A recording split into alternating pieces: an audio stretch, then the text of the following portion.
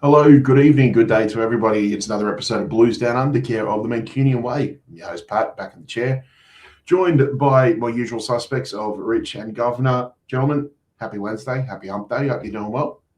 Yeah, good. Oh, good.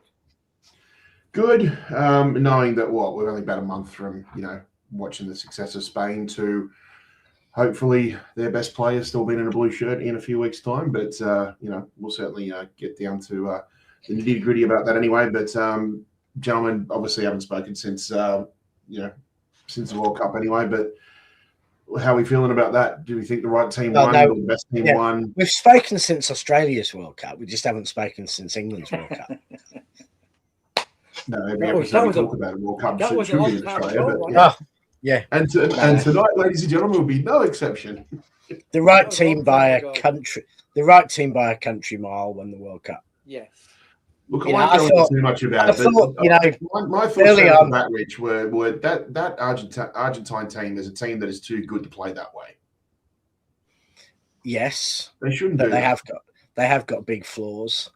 No, they shouldn't have to. But I don't mean to disparage a football country, but I've watched every World Cup since 1982, and Argentina has had magical players all the time since 1982, and in 86 they had some truly magic moments, but they also punched the ball into net and did some of the worst fouls.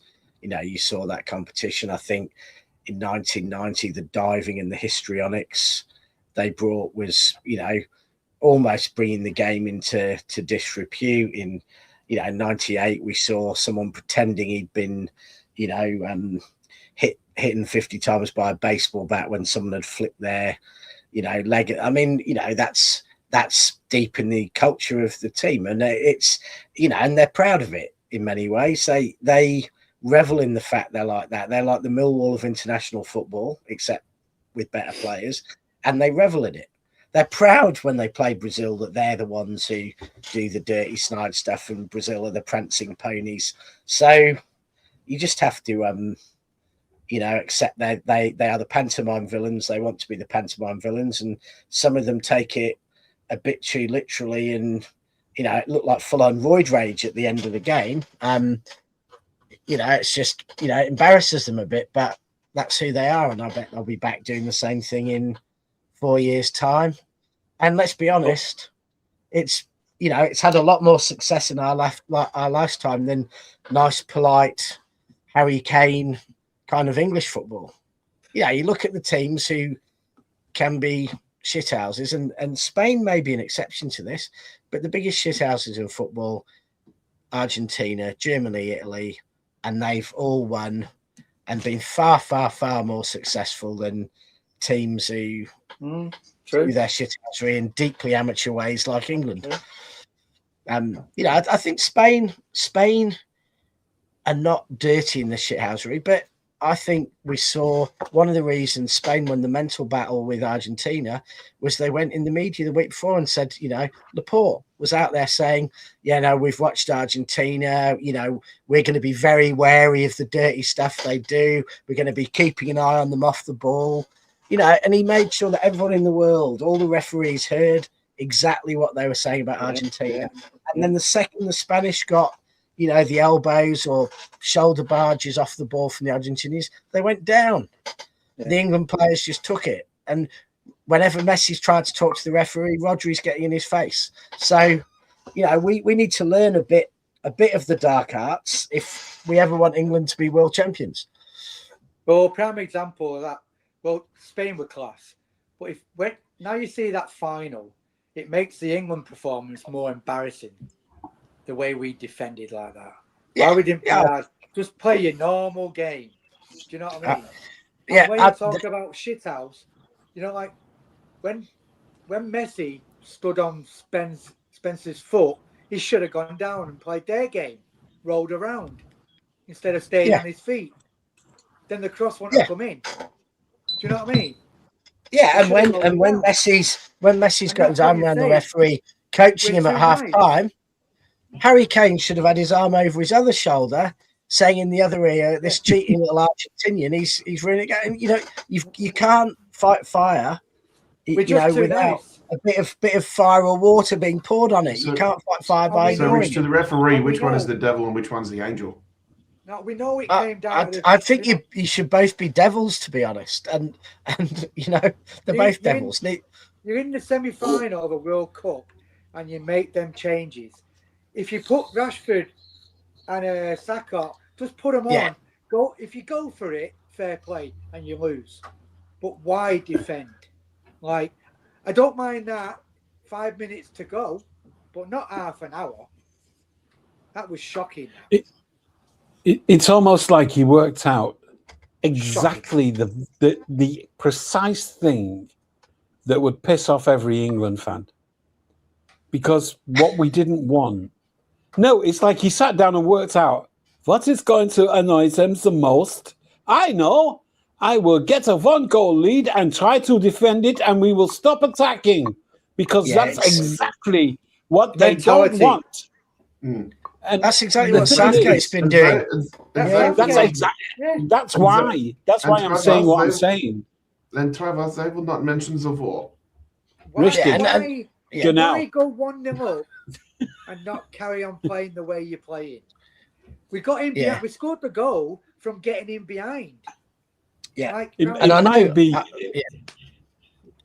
the toppest banter ever done by a German to England. Yeah, it could be. But but when you look at it overall, the way I look at it, and I don't pay any attention to the 3rd, 4th place playoff because I think the French have been on the couple of bottles of it each. No one gave monkeys about it, and ultimately for me, there was a big gap between France and everyone else, and then there was a big gap between Spain and France, and the level between England and the France we saw except against Spain was pretty big, and the level between Spain and France was huge because I watched Spain-France, and France did not lay a punch on them. I mean, France had 2 shots on target in the whole game, I think it was. They did not lay a finger on them, and their much vaunted strikers were running around looking a bit lost. Elise was pulled 50, 60 minutes in because he was not getting a touch, and Spain played like Barcelona or City at their absolute peak, and it just shows the other team just looked stupid. it just shows you the Argies didn't have a shot on goal in the 90 minutes, plus the first half of this extra time. So They it did just have a shot on shows- target. They did have a shot on target That's in right. 120 And it minutes. just I mean, shows you how staggering. bad that was. 117th minute was the first shot, was it, Gov? Yeah, 117th minute, I think, something like that. yeah, something like that. Nearly 120 minutes. Yeah. So it Yeah. just shows you how bad we made that decision of defending. That's shocking. Yeah. Oh yeah, and especially that the Argentinians' weakness, is in a bit of age and a bit of robustness in defence and We just midfield. invited And it. their centre backs had yellow cards, and I would have been thinking, right, Thank you. we bang the ball in at I their forgot to centre mention backs, that. get Rashford and Gordon, and if Gordon's knackered, because he does run around like an Energizer bunny, so he might be knackered.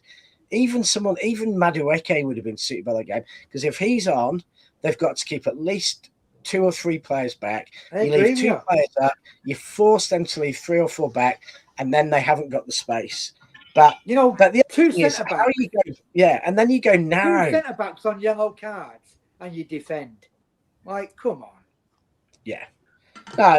No, No England fans would have minded had he just gone for it after the first goal and carried on going for it. Even if we lost 4-1, That's right. we were going for it.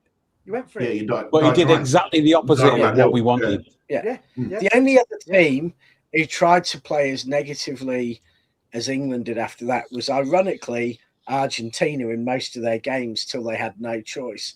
But they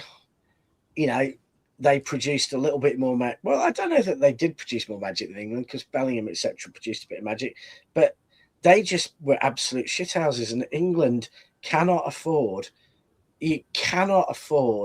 to play against a team like Argentina and not stoop to their level. Unless you're Spain, in which case you just don't let Argentina touch the ball all game and make them look stupid. The trouble with Because it, I know, Rich, when you defend like that, you've got no, and you take the players off, you've got no outball. You've got no one. Yeah. You've got no one See, to hold it up. Thierry's made some good points, and Patient I have enough. I have some sympathy for the points. However, it is Tuchel's job, when he sees the players doing that, to tell them to stop doing that. If it wasn't Tuchel who told them to become more defensive and play more narrow, and he saw them doing it, and the players themselves, it's his job to tell them to knock it off, or it's his job to sub the people who he thinks are doing it. You know what I'd like to have seen there, Tuchel doesn't Trevor? get away scot-free with this. I think there's If culpability Tuchel- everywhere. If Tuchel ordered that, I'd like to have seen a mutiny on the pitch, and the players say, "Fuck that! We're not playing that way. We'll play our way." Yeah, I don't. You know what I mean? But part of it has to be Tuchel, because the first substitution you make if players are tired, and I appreciate Declan Rice looked knackered the whole comp, so he was going to have to go. And Gordon runs around like a lunatic, so maybe he needs to go. But you put And Bellingham ghosted. Yeah, you put a pacey player on up front, That's and right. you put them, say, you stay on that halfway line. Makes them think. Like with City, with someone like Doku. If you leave Doku up on the halfway line, they're going to be shitting themselves if they've got 2 players back. They might even think we need 3 players back, because if someone makes a run to join Doku, so suddenly you're reducing their attack from 9 players, you're reducing it to 7. And it's easy for their coach, Rich. We're putting defenders on. Oh, we'll put a few more attackers on then. Yeah, Yeah. Does it also make it even more? Does it make it even more disappointing for you guys as supporters of the English team, knowing full well what you did at the Azteca just like a week or a few days prior? Yeah, but I think there's a massive 10 men. difference in quality between Mexico and different. Argentina. Yeah. Understood, but they're still under very tough conditions as well. Yeah, but you've got 10 men, you're at altitude, you're against a lesser team. I don't think they had choice to go defensive in that game. And let's be quite honest, we're saying go defensive, but England went straight back up and scored when, they were put under the most pressure. So they did attack a bit, and they did have outlets in that Mexico game. Mexico didn't just camp out on the in England's half. They had outlets. So I thought it was much more effective against Mexico, but it was an easier easier thing to do against Mexico. And England had no excuse because they'd seen other teams try and defend against Argentina.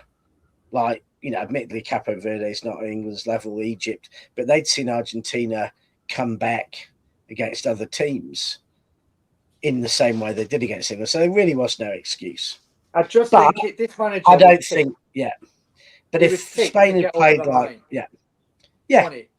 and if Spain had played, reason, not Southgate's way, he was picked for this certain point in the game. Well, not to make the same mistakes Southgate made.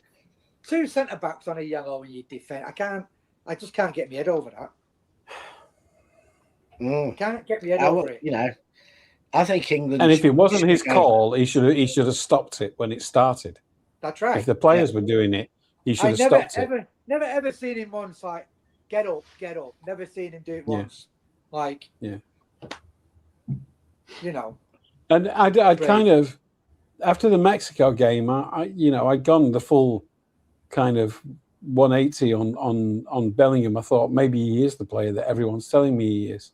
And then in that game, I said a couple of weeks ago, maybe on this show, that if Bellingham's the player they say he is, then he has to take games by the scruff of the neck, because that's what players who are lauded as being as good as they're telling me he is do. When the game's not going your team's way, you put the team on your back and you make a difference. He was absent. He was absent against that team. I don't think in the really, really biggest when you're games, defending like that, what you're supposed to do. Kane has never. I don't think in the semi-finals and finals England have played, Kane has never had his best games. They said that. People say that about Erling Haaland.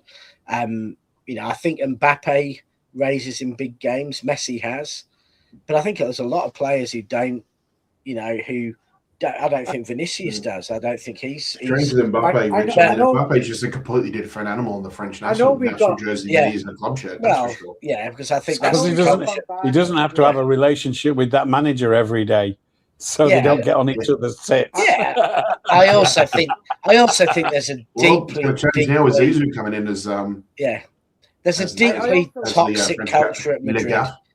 Madrid is not a team. Madrid, it's a collection of individuals. The England team was a taller team as well.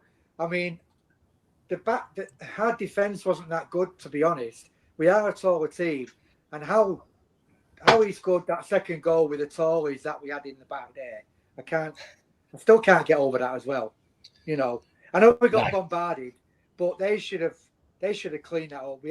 We had tall blokes back there, and he got in between. The trouble is, for both goals, there was people in the box without players not going out to the players. So if you look at on the edge, Enzo's goal, Anderson had him covered, but Spence was left, a very, very tired Spence by that stage, was left one-on-one with Messi. And none of the defenders in the middle, who should have, at least one of them should have gone out to help Messi. Yeah. Messi's about to go past Spence. Anderson goes, and as soon as Anderson goes, someone should have gone to cover Anderson and Enzo on the edge of the box. No one went.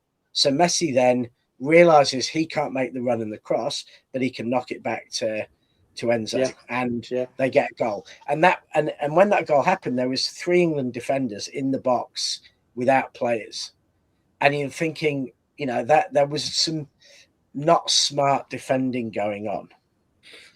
How do we think over the tournament did our players do? What for every and team? I'll include John Stones. No. For England, let's say. I thought Anderson was up there with England's best players. Yeah, I thought he had a very good tournament. I thought Stones and Gay were very solid, not exceptional. Mm-hmm. I thought, Stones staying as fit as he did was, magic. But that wasn't the great. John Stones didn't do much offensively. He just defended solidly. I think Nico had some really good moments, particularly going forward, and should have had a couple of goals. But I still think he did a job. Yeah, but I don't think he's an elite It's a huge defender. learning curve. I think he's an Rich. elite I think you'll learn footballer. so much from that in 2 years' But time. I think when he's an got some elite Euros footballer. back But I don't know in the that UK. he's an elite. I don't know that he's an elite defender. Saying But that he's though, an elite Rich, footballer. he's got all that career in front of him, mate. That's his Yeah, first no, one. and he did well. Yeah. He wasn't a Yeah. weak link at any point. You know, Yeah. Trafford, I saw about as much of him as I did Kobe Mainoo, so I'm assuming he was Yeah. playing tiddlywinks. But we didn't cry about it. Yeah. Nah, You know what was the one time though? I would because there was no out ball. I think he should have come on for that reason, just to hold the ball up if we could get it. Yeah. Because the ball was just getting booted anyway. If we got it, I just think for that moment it could have come on and done. You know, if you're going to It's defend, funny. if Tuchel was going to defend like that, he should have brought Maguire. If he was going to do that. Yeah, but he probably couldn't. He probably couldn't get a visa. You know what I mean? Yeah, it's quite possible the reason Maguire wasn't picked is because his criminal record wouldn't have got him a visa to get into maybe the US. Or Christmas Island want him back. to stand on that beach with just his head. Oh God! Yeah. Sorry, Trevor, Easter Island. I'm going to have to correct you. Easter Island. Sorry, Easter Island, not Christmas Island. Yeah, Christmas Easter Island want him back. Christmas Island is an island about 400 miles north of Australia that is Australian territory, and everyone used to try and get to because if you got to Christmas Island, you could seek asylum in Australia. All right, interesting. Yeah. So every day was Christmas for some people. Yeah. Rob someone's house in England. Yeah. A few years back, yeah. So, Rodri, everyone. So Obviously, anyway, obviously player of the tournament, Golden Ball from the World Cup, and obviously captain lifting the World Cup as well too. Jordan's a hell of an impressive list when you look at it. You know, one of only one of 7 players to ever win the World Cup, your respective continental competition, and we're referring to UEFA Championships and the Copa America, and the Ballon d'Or as well. And of that list, you've got certain Mr. Franz Beckenbauer, Gerd Muller, Zinedine Zidane, Rivaldo, Ronaldinho, and Lionel Messi. Hell of a list to join. But if you actually have higher standards and you say you had winning a treble, winning the player of the tournament at the Euros or Copa America, and you add in getting the Golden Ball, he is up there with only Lionel Messi in football history. He actually has a more complete set of achievements in football than anyone other than Lionel Messi. Now, obviously, Lionel Messi has about 5 of each of them, in that I think he's got a couple of Golden Balls and he's got 7 Ballon d'Ors, whatever it is, and stuff. But Rodri now, you know, is up there. And Rodri won't get the respect he deserves on that because he's never played for Real Madrid and Barcelona. And there is a general acceptance that any conversation about Spanish football and who are the great Spanish players will involve 11 players who played for Barcelona or Real Madrid. How many of each team depends entirely on whether it's a Real Madrid fan or a Barcelona fan who's backing it. But like David Silva, is not recognised at the level of Xavi, Iniesta and Busquets, even though he clearly was at that level. And the I also think part of that is that the pundits who operated in the eras of those other players, like Iniesta, have a vested interest in gatekeeping those players because that they do. kind of consolidates their own playing eras. Yeah, so and it happens in England too. Playing. Yeah. You won't get a single Liverpool fan who will admit that Rodri is levels above Gerrard. What he's achieved compared to Gerrard, it just dwarfs it. It's like comparing, Michael Jordan and, Patrick Ewing or something. It's just the difference of what they achieved is they will find one thing. You will not get a Liverpool fan or pundit who won't say no, Gerrard was better. Am I right in saying Alvarez is coming close because the only thing he hasn't got is a Ballon d'Or? He's got everything else. He hasn't won player. He never won the Carabao Cup, so he's won nothing. Oh, I and he No, hasn't won. he didn't win the Carabao with us, so he's won nothing. Really? I thought okay. I thought he completed football. Oh, He's interesting. he's never won the Carabao. he hasn't won the last season individual. It was our first Carabao since 2021. He hasn't won the signed individual Alvarez awards. in 2022. Okay. He's never been player of a World Cup. He's never been player of Copa America. He's never got a He's shit then. Ballon d'Or. Yeah. So he's team wise. Absolutely. Team wise, No, he's, party. I'm glad we sold him. team wise, he's got it. It was good business. And Yeah, he's I mean, 25 now. He's an unk. Yeah. Yeah. And Yeah. big up Luke with the 25 months as well. Yes, mate, already tied this Rodri saga, and we are going to talk Yeah. about it, and that's why I wanted to get Trevor, Are because we? he's been putting some really good points out there on our group chat as well too, because let's be honest, it has just been nothing but it's just basically going one direction, one way, isn't it, at the moment? This complete media narrative all coming out of one part of the world, which we'll elaborate on in a moment anyway. But thanks anyway, mate, for your 25 months. And of course, go and give him a follow over at Not in My Lifetime as well too. So yeah, big up, Luke. Top We'll see you on the show soon, mate. Big up work. All right. I wanted to get into it because obviously, you know, it's just gained so much momentum over the last 24 to 36 hours. But as I said, and I know you guys will elaborate on it a bit more, but it is all coming out of Madrid. It all is coming out of Spain, you know, on top of obviously the high that they're dealing with at the moment, being world champions, and rightfully so. But just to see that, you know, the fact that one standout player in their team, because he's not playing in Spain, there is an absolute, you know, hoo-ha going on. Insanity, complete insanity, not just by the club, but not just by possibly the club, but by the fan bases over there as well too. It's just absolute chaos. And, you know, it'd be nice to have a cooler head prevail, and hopefully we're going to have it here in you guys anyway. But I didn't want to say anything. I was trying to ignore it as much as I could before, you know, before we came on the show. But is there any way we could just sort of calm people out there and just realize that, hey, you know, like whatever happens, and, you know, hopefully we can keep him. But if we don't, need to understand that, you know, these things happen for a reason. Well, listen, we coped with when we sold Gary Flitcroft, and we coped with when we sold Trevor Francis, and we coped with when we sold little Shawnee to Chelsea and he cried as he left the ground. I mean, we'll always be there. You know, every player we love is going to leave at some point. Yeah, my view on Rodri is I'll be very disappointed in him if he goes to Madrid. I think Barcelona is made for him. I think Atletico Madrid, you know, is a team he pertained to support and stuff.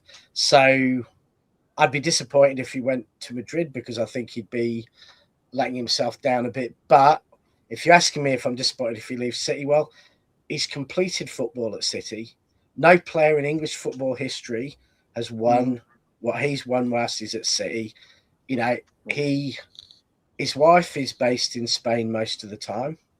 So he's apart from it.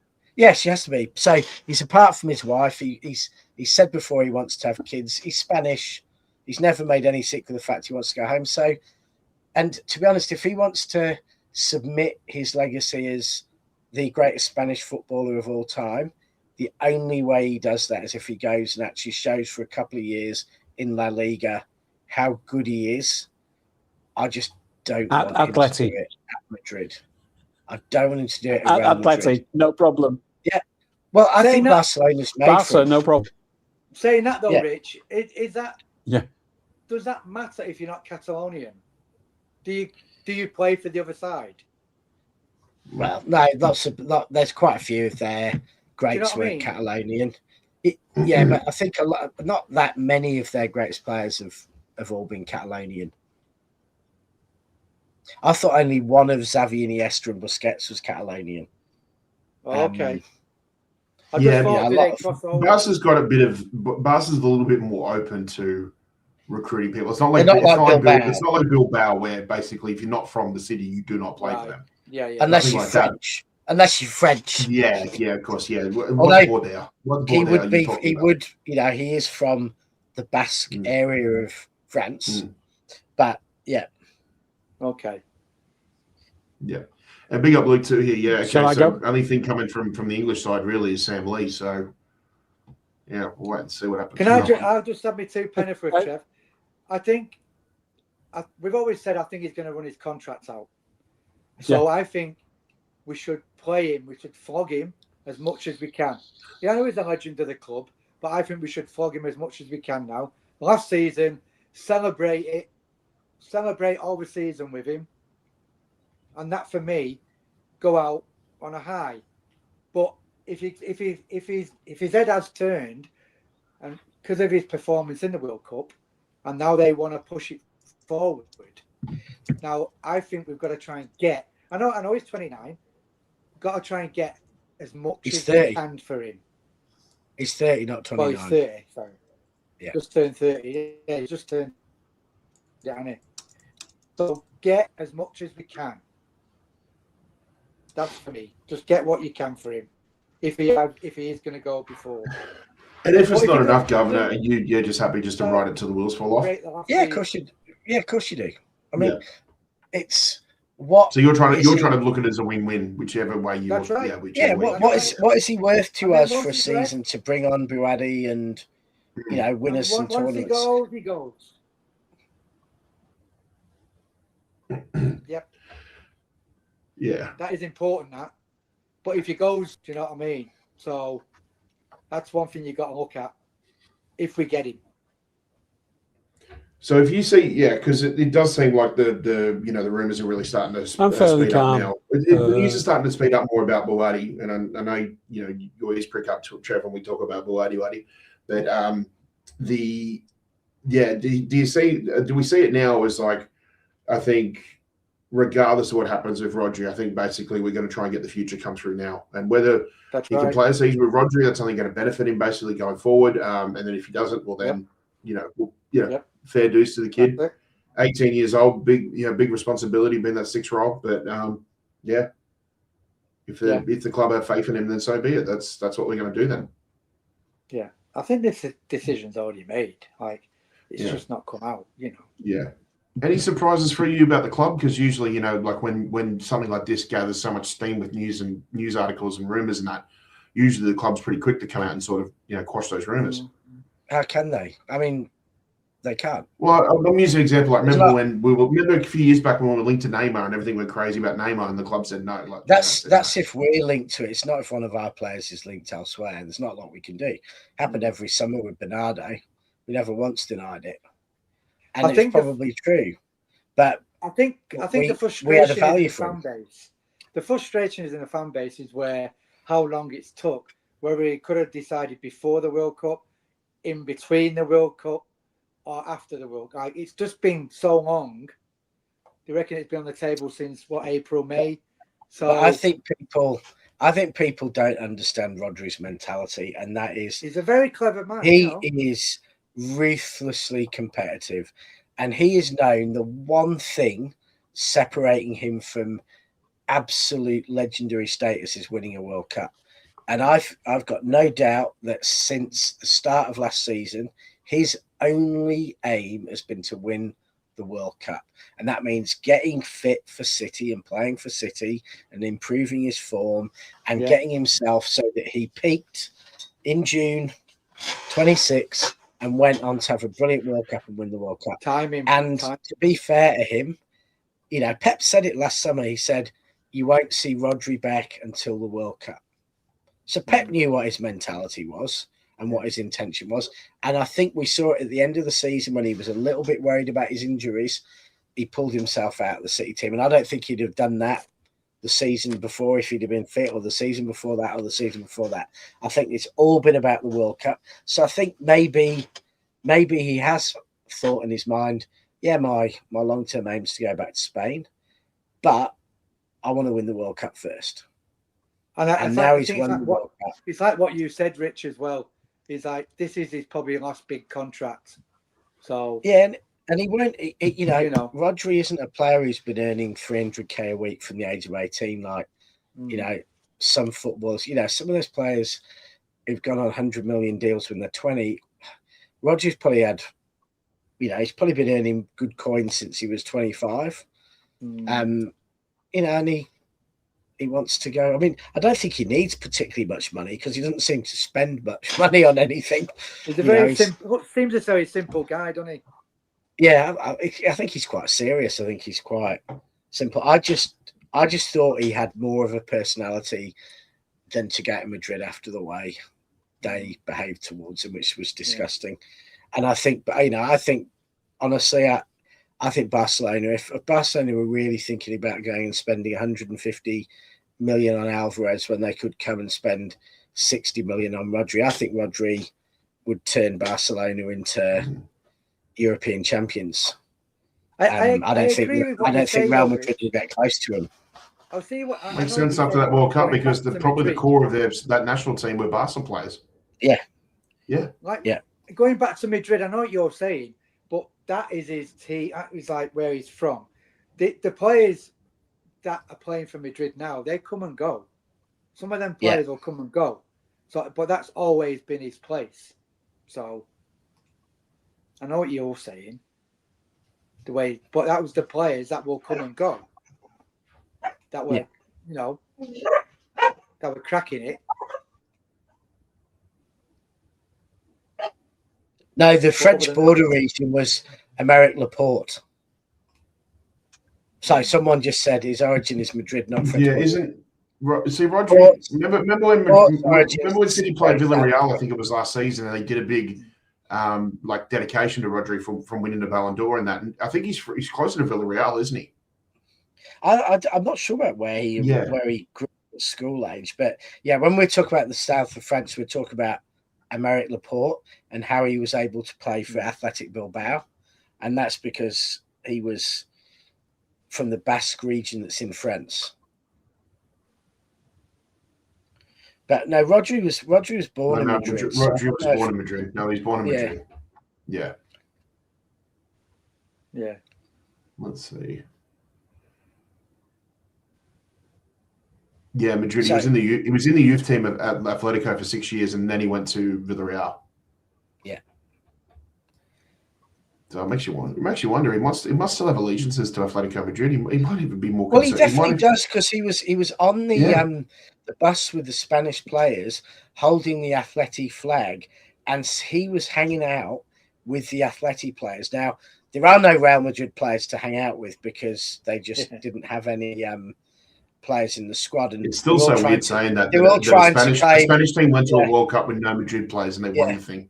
I had a bit of a ding dong with someone today saying it's not the Spanish way of playing football, it's the Barcelona way of playing football. And there were no Madrid players in that team. They're like, no, Cucurella was there. Cucurella's never even been to the Madrid training ground. I don't think anyone can claim Madrid. Cucurella switched payrolls while he was in the middle of the competition. Yeah, I mean, But I tell you what, he's a player who I think has, he was brilliant, Cucurella. I think he's proved one that had we played what Brighton wanted instead of lowballing them, I think he'd have had an amazing career at City, because he's a very good player. I also read about Cucurella as well too. Is I think his son has autism, and he does a lot of awareness for children with autism as well too. And but he was he seems like an incredible guy.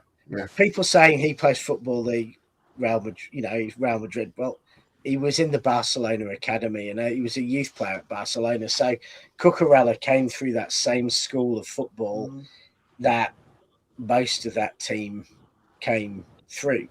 And Laporte came through years of Pep Guardiola.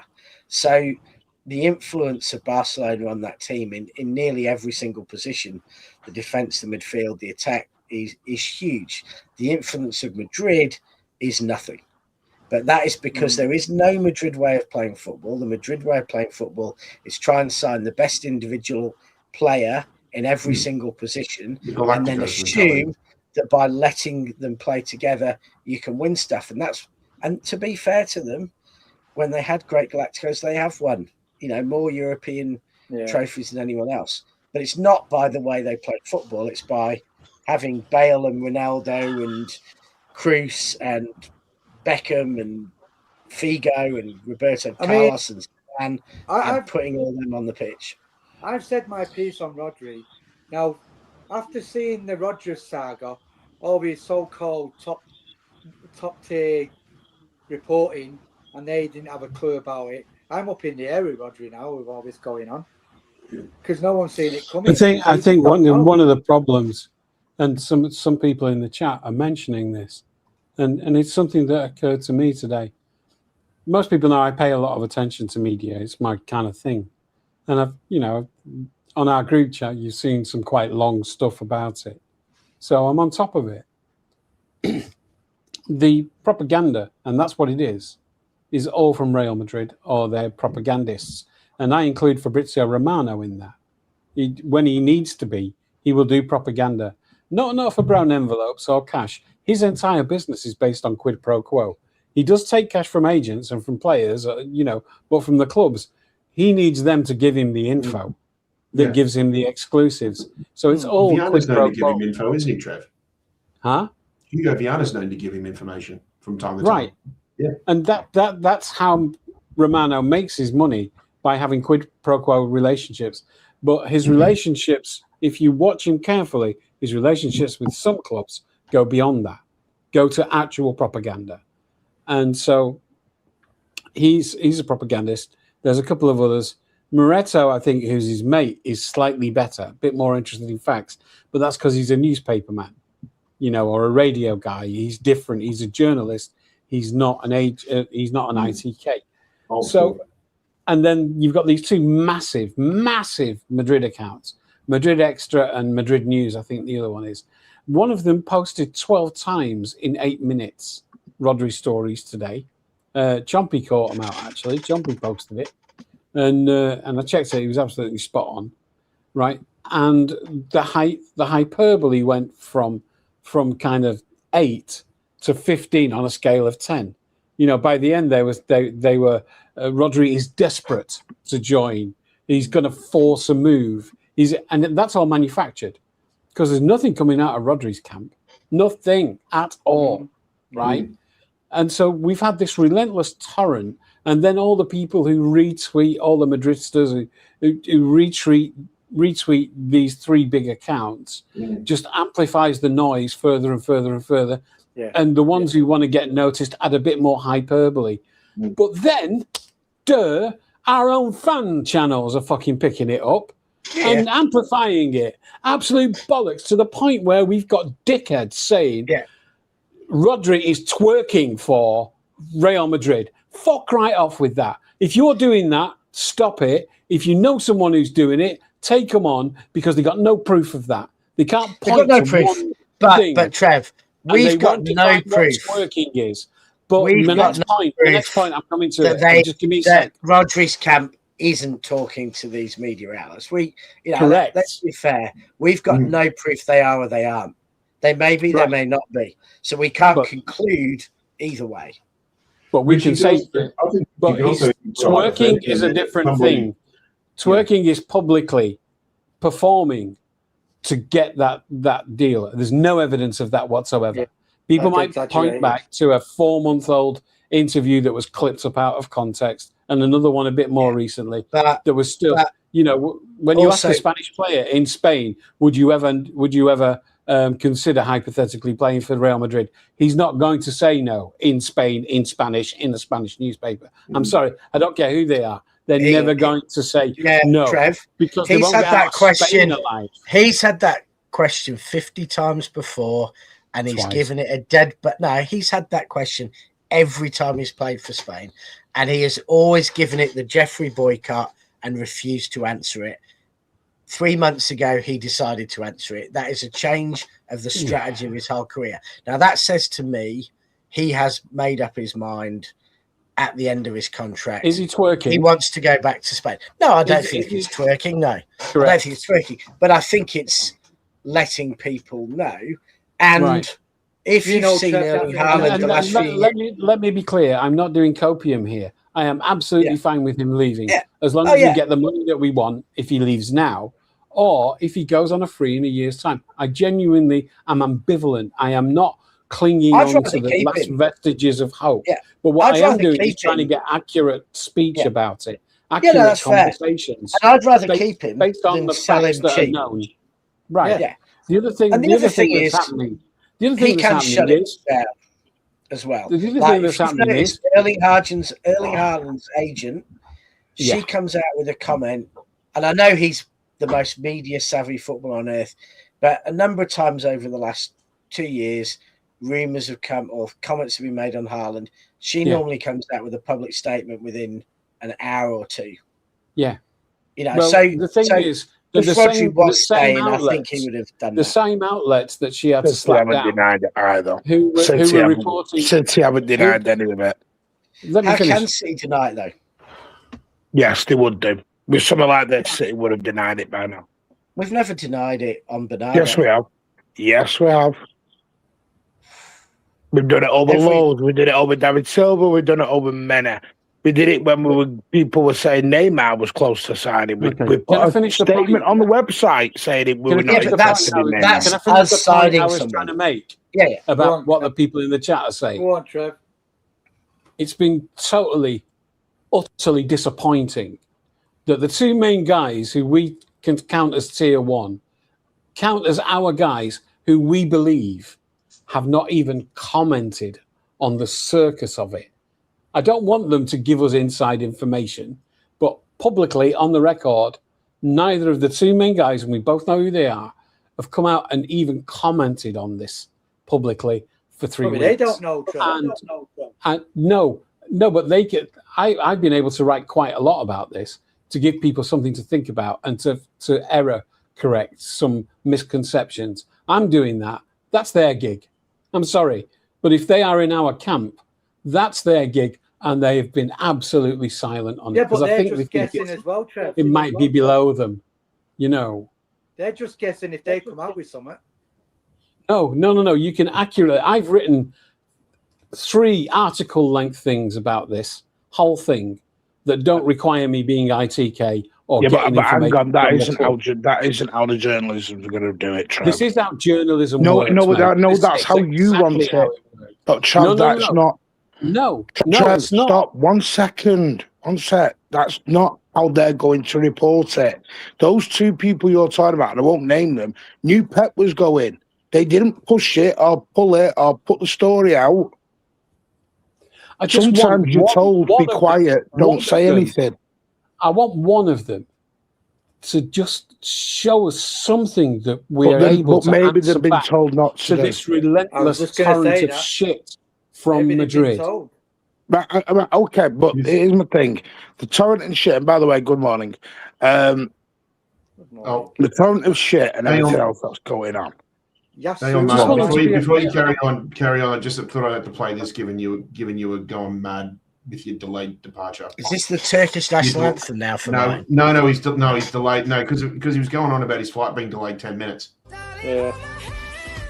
Right now, you can fuck off and keep on fucking off until you think you have fucked off far enough. I was enjoying that.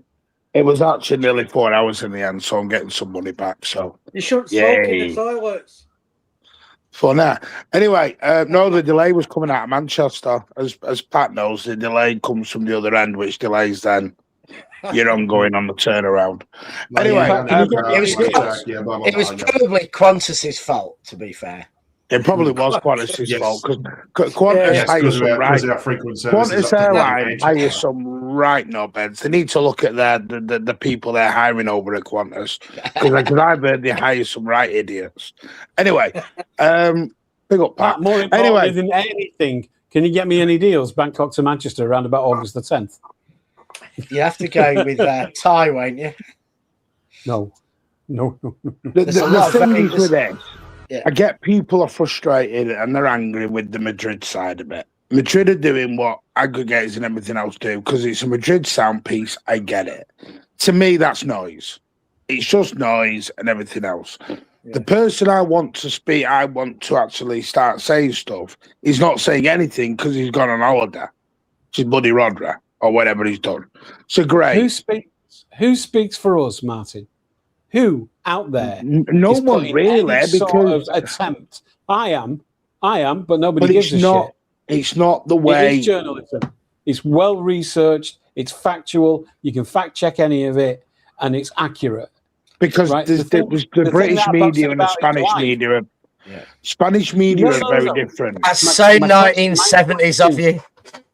My question was, Who's speaking up for us? Because it ain't City Extra, and it ain't any of our big influencers who are swallowing this Real Madrid propaganda whole and just regurgitating it. And their excuse is they're aggregators. Well, one of them is City Extra's an aggregator, but they're publishing, repeating this stuff and amplifying it without comment.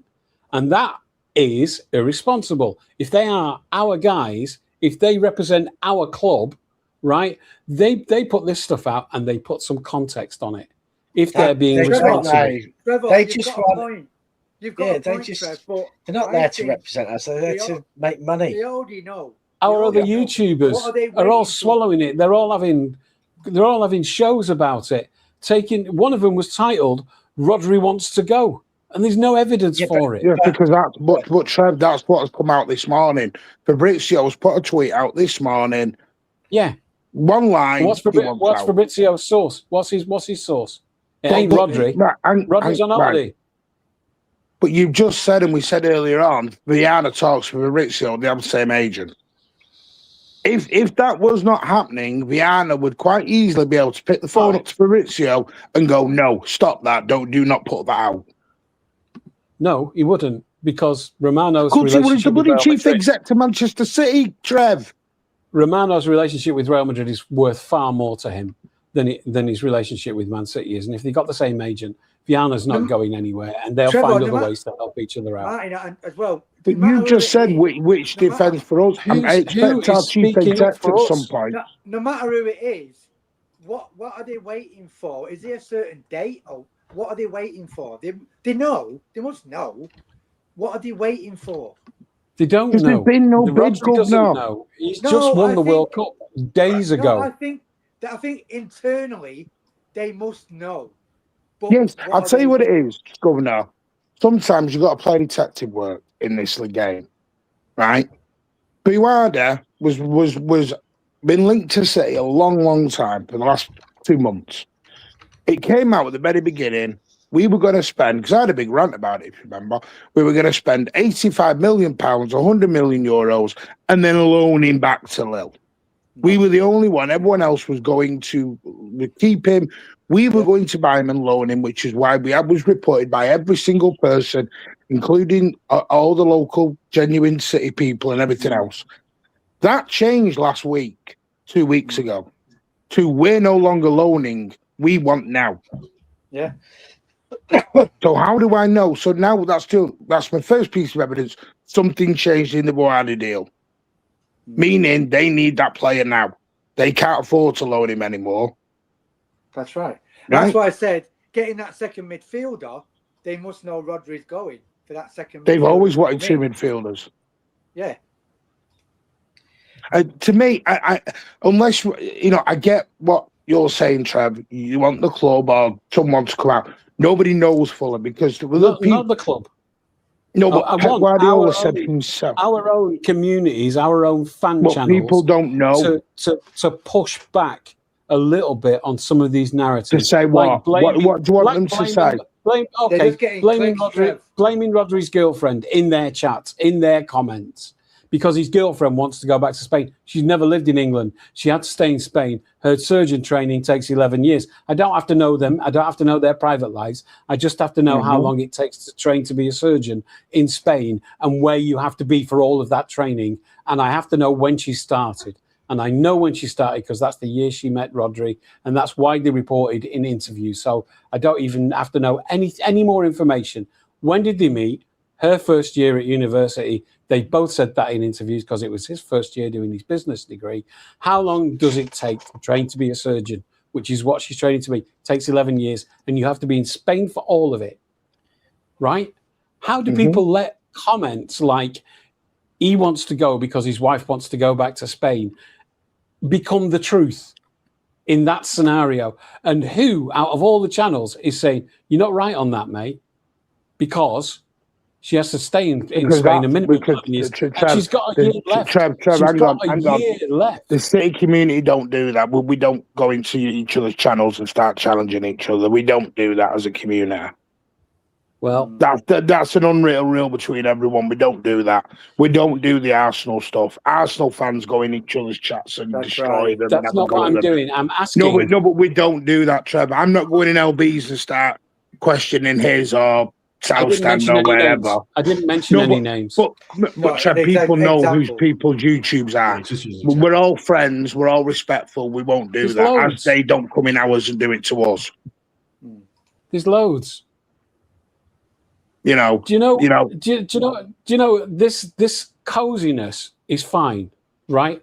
Okay, that's fine.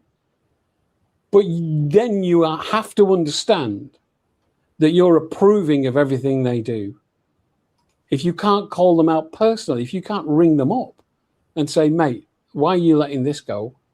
Rather than, then how do you improve this whole thing? How do you make it better?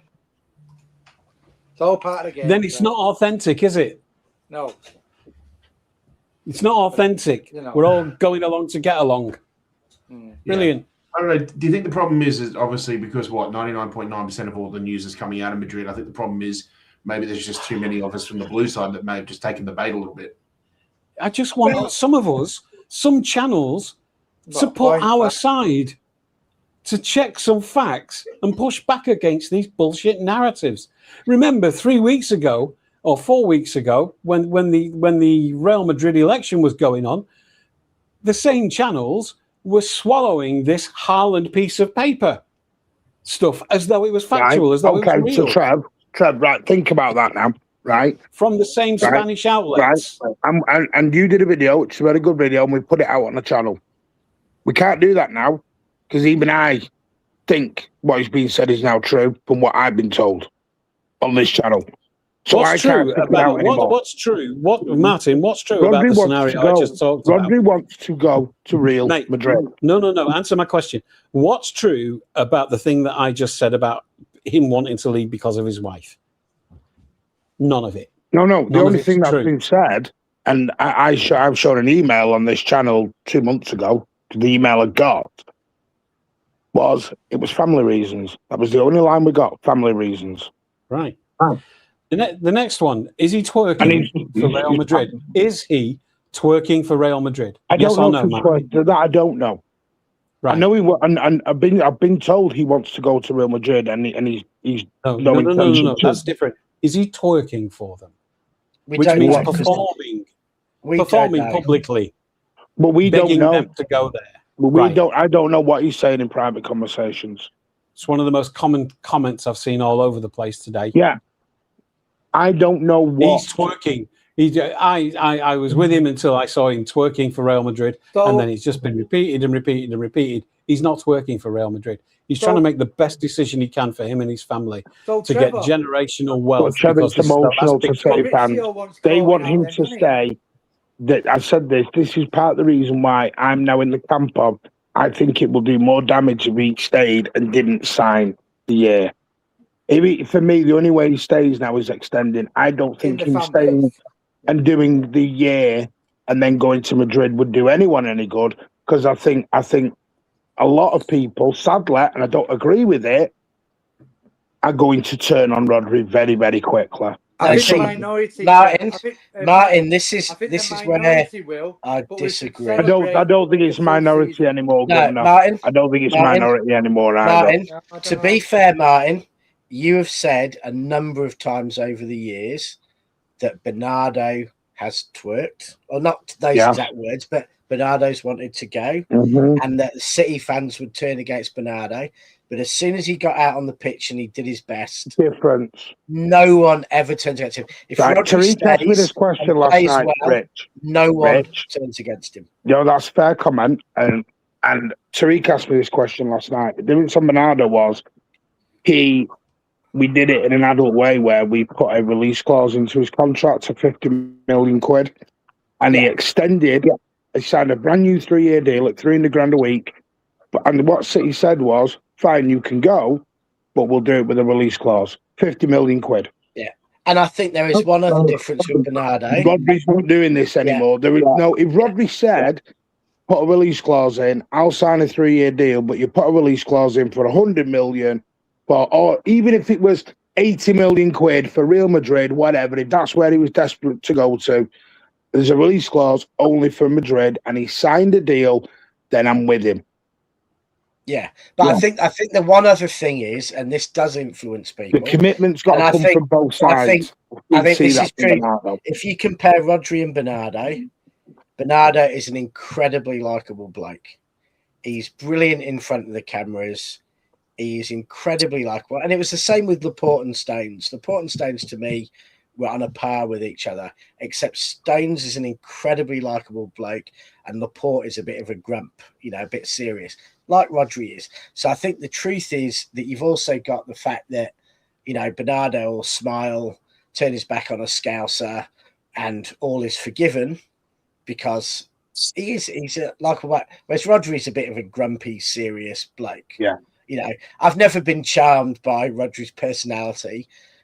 I've admired his football. That's my point, Rich. It will end the same way it ended with Trent.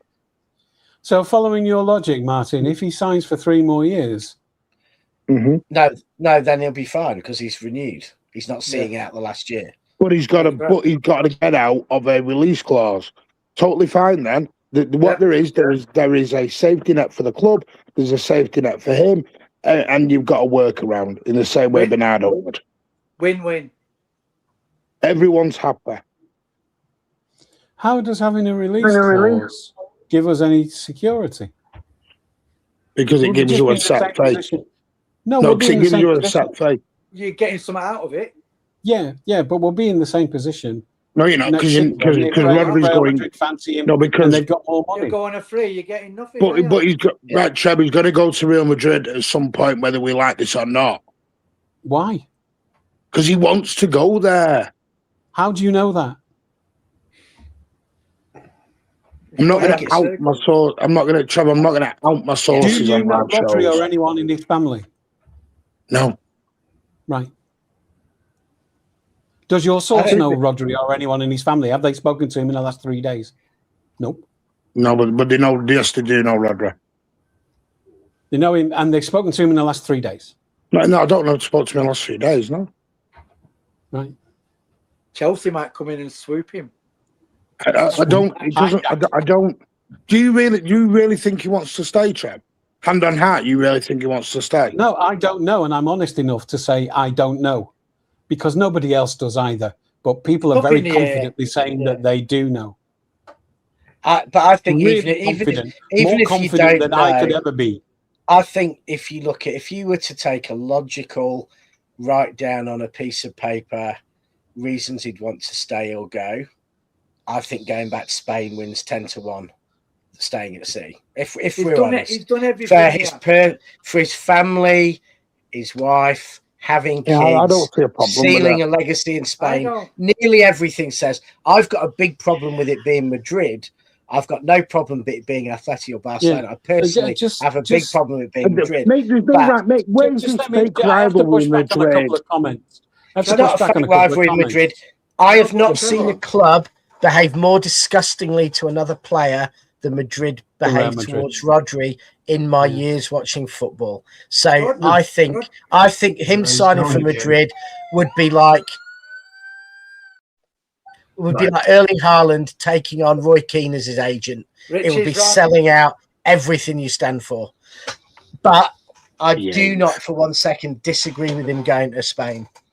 So he wants to go home. Wanting to win La Liga. Fucking hell, Rich. If you got offered to come back to England on more money, you're telling me you wouldn't do it? To work for Man United, no, I wouldn't. All right, then you better tell the hundreds of City fans that work at United currently that they're all turned their back on the club and they're all Trevor, you asked me a question. I'm not. No, sorry. That's just said. This is a job. This is a job. I gotta say, I've turned down interviews before that I didn't think I could ethically work for the company. If Man United want to give me £1 million a year, I'd sign a dotted line. Well, if you could destroy them, striker.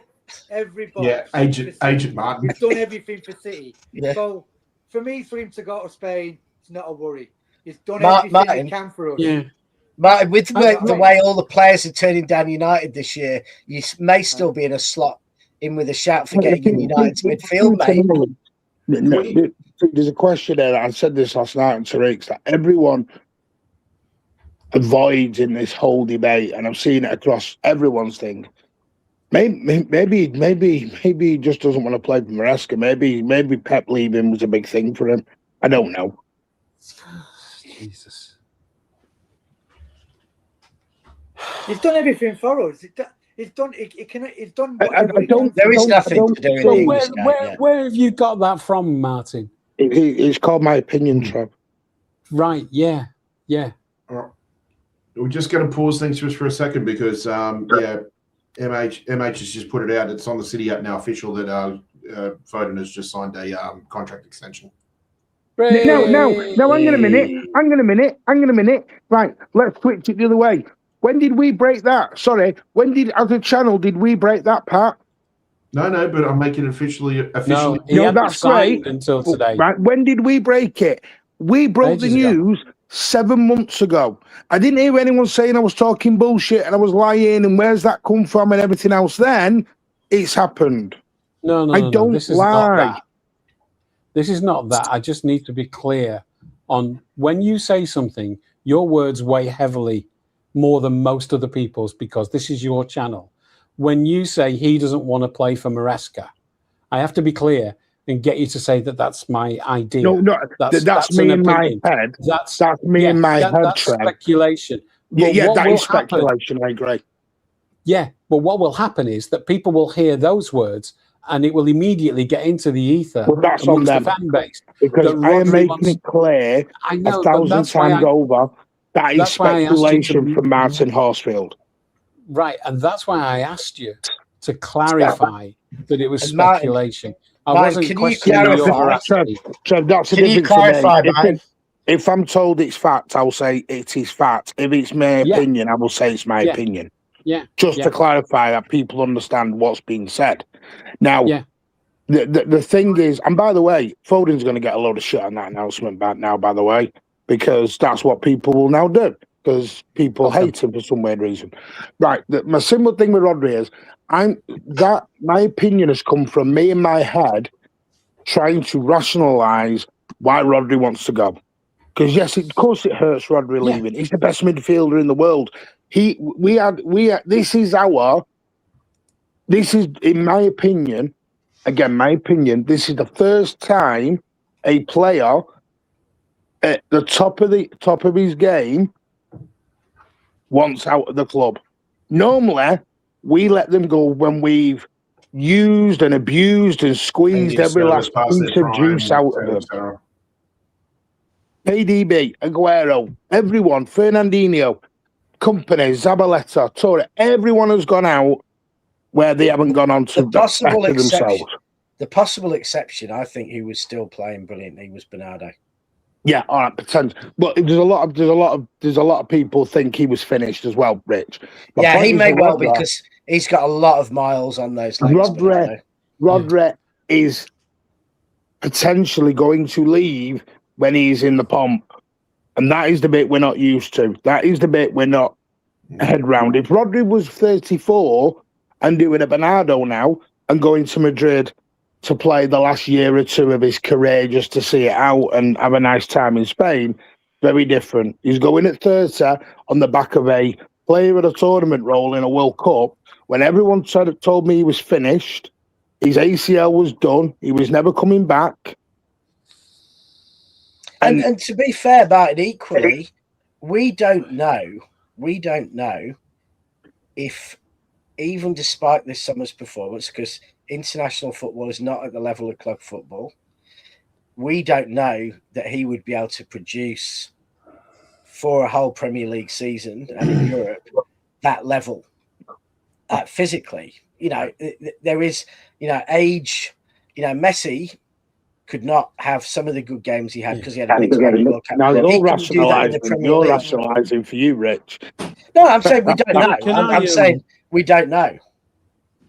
Can I just respond to a couple of comments? There's been two people that have accused me of being in denial, but they're not listening to what I say, because right at the beginning of what I said was that I will accept if he's leaving, and I will accept if he stays. Okay, I've got no problem with any of it. I'm not in denial. I see the information that's coming out. The difference between you and me is that I have a higher threshold for what I believe is accurate. And so the space that I operate in is going to the next link from the story that's been aggregated and looking at their source and going back to the original source and then checking out their veracity. So when I say something doesn't hold any water, I can be absolutely sure that it doesn't. And there's so much coming out about Rodri that's being swallowed whole by our own aggregators and by lots of other aggregators that just don't hold any water at all. The great example I just gave you, and you can fact check this to death, is about Rodri wants to leave because his wife wants to go, which I've seen reported over the last week. Okay, that's dragging his wife into it and trying to put some blame on her. I won't stand for that because it's not true. But why is it? Right? Well, So- no. How do you know his wife isn't saying, "I'm here, please come and let's live together and be a Are family"? you I mean, Are you saying that why you wouldn't she? That would be normal. carry the balls and then I'm back? The same I'm way. saying I don't think it's unnatural that in most relationships they want to be in the same country. You saw what happened with Pep. Correct. You know, Only it's 2.5 it's hours not, away. you know. Yeah, but Even Governor's thinking, "Oh, blitz." the actual thing that was clicked up was she's finished her Governor, medical it's your training. missus in Cairns. Hang on. She's finished her medical training. She wants to go back to Spain was the actual great. quote that I was taking on. She hasn't finished the medical training. There's a year left of it. And she has to stay in Spain for that. She's never lived in England. That's the exact quote that I was taking on. And it was aggregated and propagated. And Yeah, what should have been commented said was he wants to go and live with his wife or partner or whatever they are. on. But She's never been here. That's That's not what was said. Yes, and I agree with that. Now we've got someone bringing up what I said about Pep. Trev's been in denial since last year about Pep staying. No, I just have a higher threshold for factual information than speculation. You'd be happy with your speculation. You live in that world. Can I just say one thing on the difference in the media? And I think there is. And again, I'll come back to the Pep Guardiola interview with the cryptocurrency people. Pep's he's always actually said this since he's been here. The Spanish media is relentless. But we do think that the British media is very snaky and bad and everything else. And Pep said himself, he said, the British media are bloody brilliant compared to what we get in Spain. Spain is it's a different cauldron. It's a different swamp. It's an absolute swamp. That Massa is absolute chaos. No, but they are paid for by the clubs. They are the club's PR people. Propaganda, not PR. And you know, it's not even journalism. It's just a spokesperson for the club coming out. You know, everyone laughs about the TikTok guy. We know where all that, you know, we all know where the money's coming from and where it gets in and back-shifted through. Maybe the British journalists just don't want to push on it so much because, like you said, Trey, maybe they want to deal in facts. I think what you're upset with is the aggregators. Aggregators are just doing their jobs. Well, bots are doing their job. Aggregators, they're not doing anything. They have a bot that goes out and scrapes. That's their job. That is their job, Trev. Yeah. That's how they make their money. Martin, but they're not working for the money. It's like hype farming or something. Yeah. This is why I always say don't believe everything you read on Twitter because, you know, City have been linked with 72 players in the last 6 months. We're not signing 72 players. I think what some people aren't understanding when I push back on these narratives is I'm not in denial. It's not cope. It's nothing. What I want you to do, what I want our audience to do, is to think more about what they're reading before they start repeating it or before they start repeating and adding to it because they think it's better if they make it even more hyperbolic. I just want calmer heads to prevail. I just want people to ask themselves, not for everything they read, but every now and then go, wait a minute, that doesn't sound right to me. and then think the next thing, or go to the next link and look at the source. And often what you find, I've done things where this month I've done 3 things where I've translated exactly the interviews and dubbed them into English for the benefit of our people, you know, because what was being reported as being said in the translation was not true, was not accurate. And they were giving written translations. What I did was, it takes me 10 minutes to fire them into Descript, get a transcript, get the transcripts into English, and then automatically dub it over the interview. You've seen me do that. I've shared them on the WhatsApp. Trevor, I've shared them on my... Trevor, prime example is always say one's getting it wrong about Rodgers, isn't it? Absolutely. Yeah. You know? Prime example. You just so don't just every now and then, just say, let me click that extra link. The one that slow. Just every now and then, but who got it right? Click that other link. Right. Go one level deeper and find out if what they're saying, what they're aggregating, is accurate. Just do that. There is truth in things. The things I will always say though is things can change. The way some of them, I'm in denial about Rodri. Read my tweets. Read them all. Read them, because you're not reading them. Do one. The thing is, people, things can change. It's like we can say, you know, City are in for this player and that player. You know, look at, for a prime example, Edison at Man U. You'd have the here we go. He was signed. He was done. He was delivered. The deal died. That's right. Now, reportedly, it was over a medical, or they were unsure about whatever. I get that. There are people, you know, Danny Ings at Leicester City, and also a lot smaller example. Danny Ings was signing for Leicester City for the last 6 weeks. He absolutely flunked his medical. So things can just change in an instant. Yeah. What happened with Rodgers is Chelsea came in the back door, offered a lot more money. Arsenal were dilly-dallying. That's why Bert is getting all the shit off the Arsenal fans right now. Right. Because Bert is acting like he's in some sort of, you know, like he's in some sort of corner shop, and you know he is the chief exec to the Champions, and he's acting like a corner shop guy at the minute, trying to get everyone for buy one get one free for a £5. You got to stop doing that, man, because you're going to get caught out. He's shopping at Harrods with Aldi money. I don't know what Bert is trying to do at Arsenal, but Bert has decided he doesn't want to pay the money for people. And that's why it's now coming out. City are the blame for all this because we spent 116 million. Well, fuck you. Chelsea spent 117 now. So now you can blame Chelsea. Don Robbie from AFTV saying that it was just the Anderson transfer alone that bloated the market. It's like, no, I'm sorry. What? Bournemouth want 85 million for Alex Scott.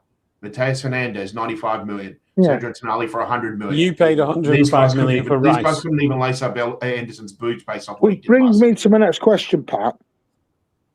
What is the right price for Manchester City for Rodri? 120 million. 80. Because it's all right us saying Rodri wants 116 million. I want to get some of that Anderson money back. This is the crumb of hope. Hopium, copium, whatever Rich will want to call this, that people can cling to now, is we don't know what Madrid are going to offer at this point. Madrid may very well sit back and go, we'll wait 12 months, mate, and get you on a free. Which is a very Madrid thing to do, because they like to wait until get free and then give that money that would have gone to another club. Rodri may want to go, but doesn't mean he's going. He's still sat under a contract for 12 months. So what is the fee City would want? 120 seems to be popular, and I agree. Because what's interesting? What's interesting? What's interesting? I mean, to be honest, 120 is just is silly.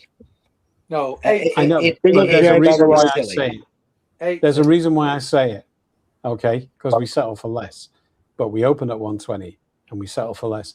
The reason why I'm saying it is that right now, in the last hour or so, there have been Madrid accounts posting anti-Perez stuff, right? Because Perez is the one, and Romano reported this quite straight. Perez is the one who wants to wait a year. And so that immediately got a massive response, right? And then another one came out that their switchboards have been flooded with Real Madrid fans begging everything that the club puts out. All the replies are people begging to sign Rodri. Perez is under pressure here, and I think that a lot of the media that's hyping this up, the 12 tweets in 8 minutes, this is putting pressure on Perez. Perez knows the financial situation of the club. Trevor, They have a liquidity crisis. Why I'm saying 80 mil, right? Because of his performance in the World Cup, I think Real Madrid are might be pushing it forward instead of waiting. Yeah. They want to get him. So I put 80 on it. See if they want to pay it. If they don't want to pay it, then we get him for another year. I would guarantee Madrid will be thinking of coming in with something like 30 million euros, 25, 27 million quid. Shit. And they won't.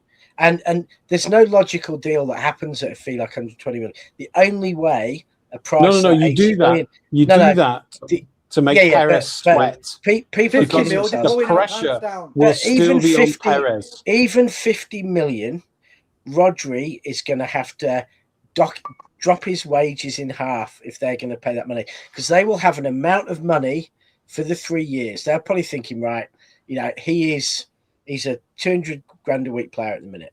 Maybe say 200-300 grand a week. They have a salary cap. He's got no sell on at the end. So basically, they're going to add it up and they're going to say we can afford 120 million deal over 3 years. If we ask 80 million fee, that means Rodri's going to get 60.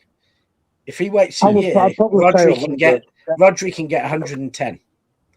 So I think, obviously, I don't think Madrid are going to be paying anything like City would accept.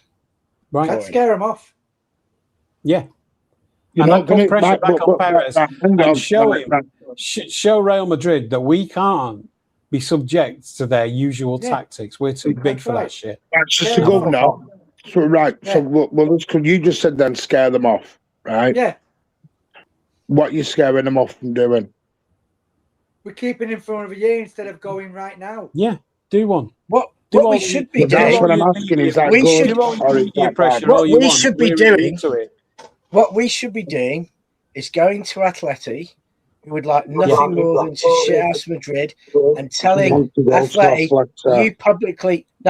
you tell Athletically to publicly make a bid of 65 or 70, and we say, yeah, we'll accept that for him from Atleti, and then Rodri has to say, no, I'm not accepting it, and we say, well, Madrid, you play the same. I mean, see my WhatsApp message from a couple of hours ago, entitled "Atleti have entered the chat." This wasn't a question. You've turned this into out of Atleti has started to put stuff out, but this wasn't to shit on Madrid. We're doing this in an emotional way now. I was trying to not do it in the emotional side of how do we shit on Real Madrid. No. This isn't about shitting on Real Madrid. No. I'm all about that.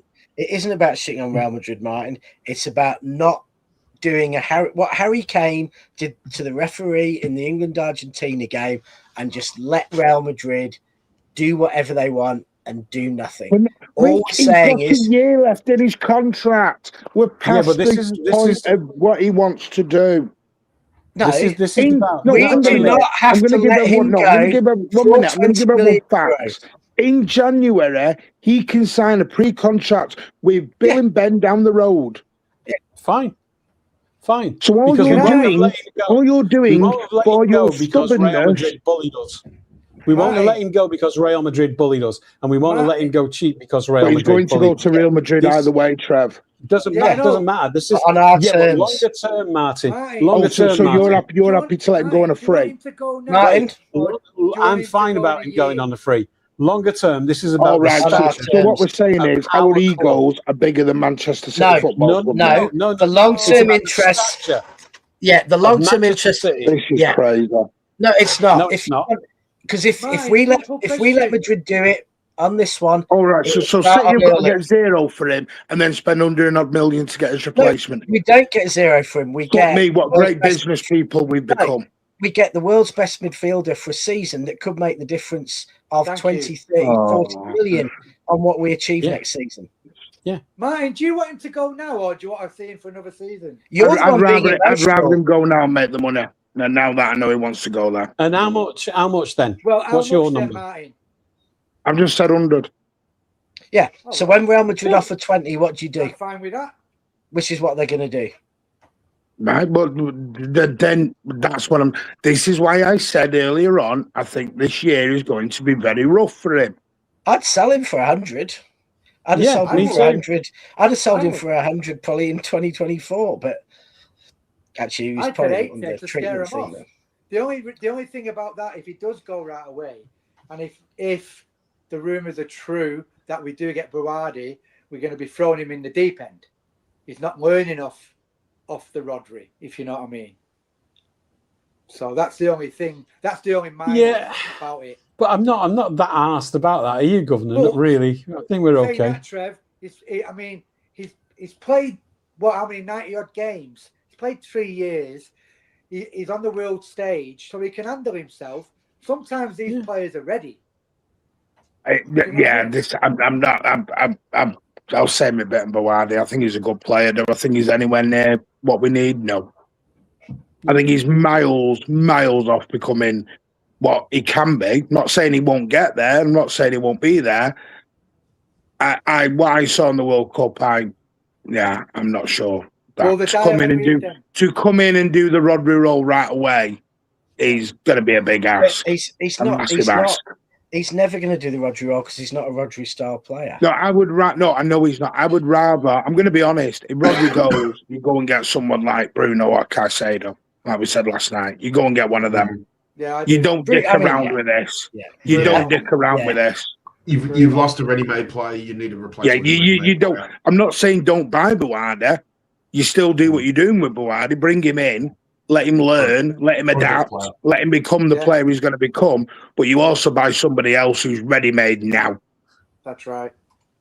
We ain't got time for 5 years. I'm sorry, this is another thing. We are not Chelsea fucking Football Club. I am sick to death of doing Epstein's Island, trying to bring in kids to try and win a title. What are we doing here, guys? I am watching our experienced legends walking out of this football club, and everyone's giving them, and everyone is filling them up with 17 and 18-year-olds and going, whoop-de-doo, let's go and win the Champions League. Fuck off. Fuck off. Don't give me that bullshit. I've said before, Martin, the Maresca is like a Chelsea model. He wants a big squad, and he's already got 3 or 4 youngsters in the door, and he's put them out on loan already. It's a bit of a Chelsea model. Even Chelsea have stopped doing it, Governor, because Chelsea realised it didn't fucking work. Because some of these people, hang on, Rich, I'm on my arse now. This is my point with this, which is going to put me right off, is that everyone will sit there and they'll go, you bought Monga, go and get Berardi, go and get this next wonder kid, and then they'll go, but we're not winning the league. Sack Maresca, get rid of him. He's failed. Look at him. We're 4th in the league. What are we doing here? But these are the same people that wanted the kids. Martin, I don't think you're completely right on that, because PSG anchored their 2 European Cup wins on a kid who was not that much older than Berardi is when he signed to play the anchor in PSG's midfield. They've signed kids like Doué and other kids, and they've, with those kids, admittedly with a slightly easier league, been that's also a fallacy. That's a fallacy. No, they've been head and shoulders the best team in the last 2 years. How old's Dembele, Rich? I didn't say Dembele. He's not their central midfielder, holding midfielder. No, there's this myth that people have got that PSG are full of kids and they're not. Neves, you said you can't sign a central midfielder as a kid and hope to win in Europe. Well, PSG have shown you can, and they won the last 2 Champions League. Because Ligue 1 isn't the Premier League. And never will be. The Champions League is the Champions League. Could you play 10 games? Dembele plays 10 games a season in Ligue 1, Rich. I expect him to be ready for the Champions League. If Erling Haaland played 10 games in the Premier League, it'd be fucking amazing in the Champions League. You are ignoring the discussion, which is about young midfielders and using them, going off on a complete tangent to talk about Dembele. I'm talking about your argument that midfielders cannot come and play at the top of the game at a young age. They can. PSG have the best. Who are the PSG midfielders? Anchored by Neves. not every player's a kid, but PSG have a number of young players who are absolutely elite. Some youngers can be ready. They can be ready, but I'm all for bringing the young through, but only one or two at a time. Not like we're doing now. We're getting a bit giddy with buying these young and all right. Okay, let me just tell you PSG's midfield ages. Joe Neves is 21, Zaire Emery is 20, and Mayulu is also 20. How old's Vitinha? Doué is 20. Zabarani, he's 23. Beraldo is 22. It is quite a young team. But then on the other scale, they've got quite a lot who are, as our fans like to call, unks. Yeah, they're not you have to have some Premier League, though. They've got a mixture. That's my point. They got Marquinhos is 32. Wow. Didn't realise he was 32. Dembele's 27. He's been there for more than 10 years. Hernandez 30. Hakimi's 27, so he's in his peak years. Ruiz is 30. I can't believe Hakimi's only 27. I feel like he's been How old's Vitinha? Vitinha's 26. Hey, there you go. Vitinha's not Dembele's 29. Muani's 27. And Kvaratskhelia is 25.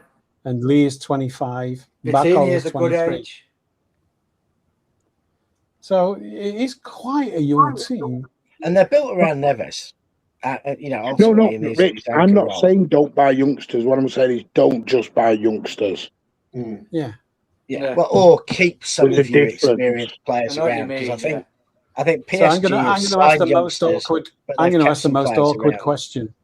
Let me ask my most awkward question, which nobody ever likes. Go on. Okay, so O'Reilly to midfield. No, left back. See, no one wants to get. No. What is his actual position? I've said I'm happy with O'Reilly going to midfield. So I say left back because he can drift up there anyway. Yeah, we've got right. We said this on a show before, Trev. I think he's just left. He's basically just left back on a sheet of paper. He's a utility man. He just covers spaces in midfield. So why aren't we if Rodri goes, why aren't we talking about bringing him into the midfield to work with Anderson, as opposed to Buadi, who's an 18-year-old kid who's never played in the Premier League? Or all three of them, and have a or all three of them. By like Caicedo, Bruno. Why does no one want to go out school and get somebody? Oh, come on, Martin. I've said my absolute praise of Bruno, who I rate incredibly. If Rodri was to go tomorrow, I would probably go for Caicedo's probably a better, but I wouldn't be selling Caicedo for less than 150 million if I was Chelsea. But Bruno would bring the experience and everything. Fabian Ruiz, another player I've called out, when we talked about if Rodri was finished. Fabian Ruiz, he's the player who, the only player who won the World Cup, the Champions League, and whatever else it was he won this year. I mean, and let's just say at the moment, it's probably impossible to get anybody out of PSG at the moment because they know they're the best team in Europe. Yeah, why would you leave? You want PSG players, you have to wait 12 months when they win their third Champions League in a row, and some of the players are like, no, I actually want a new challenge now. That's probably the only way you're going to get them out. Yeah, I mean, I rate Caicedo and I rate Bruno G. And I think, you need to get, if Rodri goes, we need to get good money. And the one thing about Rodri going, we have to remember is that Rodri hasn't been in our team most of the last 2 years and hasn't been playing at an elite level. So if we sign a Bruno G or a Caicedo, that improves the team that we've had for the last 2 years, even if he's not close to elite. If ever there was a time to let Rodri go, it is now, right? Because we haven't had the full benefit of a fit Rodri for 2 years. And so we have already worked out a way. Last season, we worked out a way to compensate for his absence. But we haven't been able to rely on him for a full season last season. Yeah. And so if he goes now, if he stays a year and he bowls out like he just doesn't in the World Cup, we become dependent on him again. Would you be happy with Nico G, Trev? Hey? Would it be all right, Nico G getting the keys? Give him a real go? I don't rate him. I do quite rate Nico G. I think he's just ordinary. But for me, never really got a chance. For me, I rate Nico G, but my worry is I've got two worries if Rodri goes. One, it's our last remaining shithouse at the club, miserable bastard who hates losing. And I do think that having him and Bernardo out the team is a huge loss of, they're the players who have orchestrated, conducted the team over the last few years, and possibly to a degree Johnny Stones if you go back to 23. So we've lost the organisation. So to me, my worry about Nico G, and a bit maybe with Caicedo, is I don't know that Nico G, and I don't even know if Caicedo came in, because I think that's what Chelsea lacked. Chelsea got a lot of incredibly talented footballers, but they've got no on-the-field captain. Now, that's why I'd probably say if Rodri went, I'd go for Bruno G, because I think he does do that on-the-field captaincy. He does organise the team. And I think, I think we need some experience, because I think I'd like to sign Anso. We signed Anso. I'd like to sign Brady, but I'd also like someone who's an organizer. I don't think Kovacic is an organizer. I think Caicedo, Rich. I think it's chaos. Caicedo's a phenomenal player. It's just chaos, though, isn't he?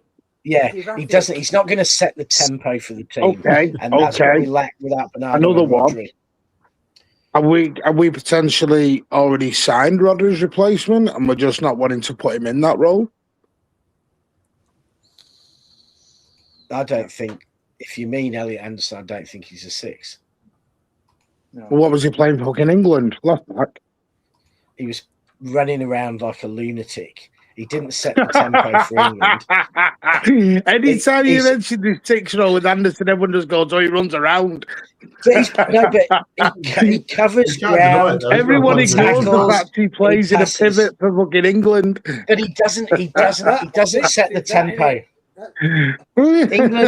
England don't have a tempo as a team. There is no one in the England team who sets a tempo. They had a fucking tempo against France.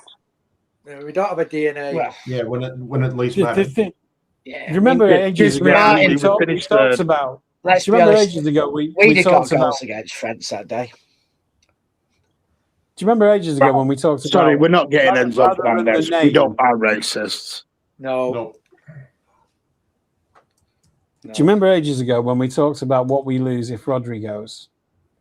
And we talked about the skills, because we know that Rodri's a unicorn and is irreplaceable. We all accept that, right? You can't replace Rodri with a like-for-like because there's nobody like him.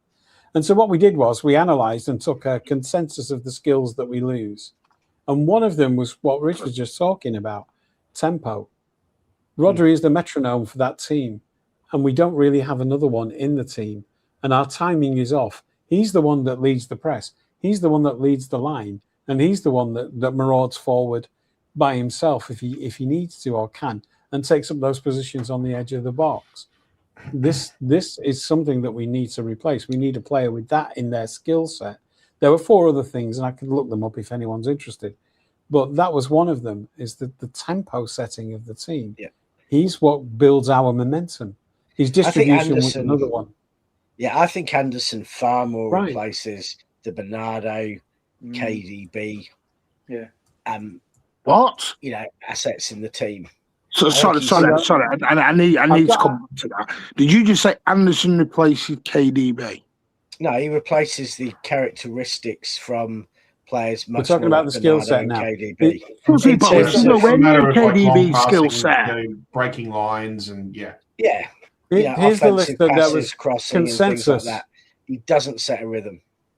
Here's the list that we finally settled on, and there was 100 and odd people in that chat, right? So and at the end, I got everyone to commit and sign off, right? And there were probably 8 things, but these were the ones that everybody went, yes, okay. It took me a while to get them there, but this is what we got: leadership, strong tackle, distribution, passing range, and tempo setting. Those are the skills that we need to replace. But tempo setting is the most important. Correct. I agree with you on that. Absolutely agree. Right. In a minute. So is there any? Hello. Hello? We're still here. You're still there. Is this thing on? Right. So, let's have a look at leadership, strong tackle, distribution, and passing range. We need to replace those skills because that's what we're missing.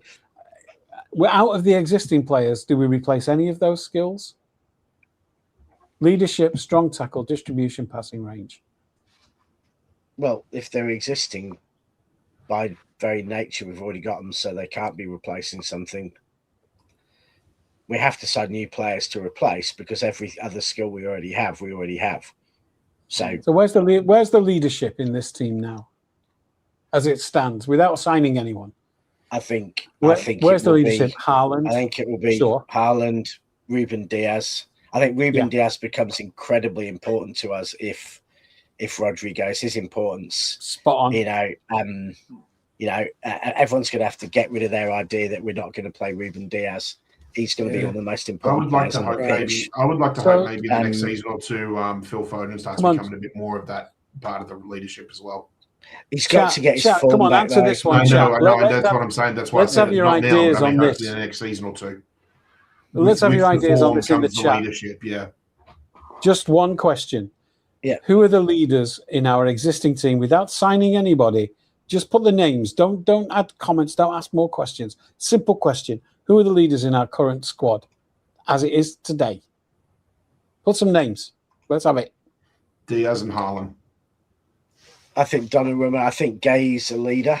I think he was a real leader at Palace. I don't know that he's had the confidence to step up at City, but he is a player who has that character. And I think we are a bit lacking compared to. We did have years. the spine, didn't we? We had the Donnarumma, the Rodri, and the Haaland.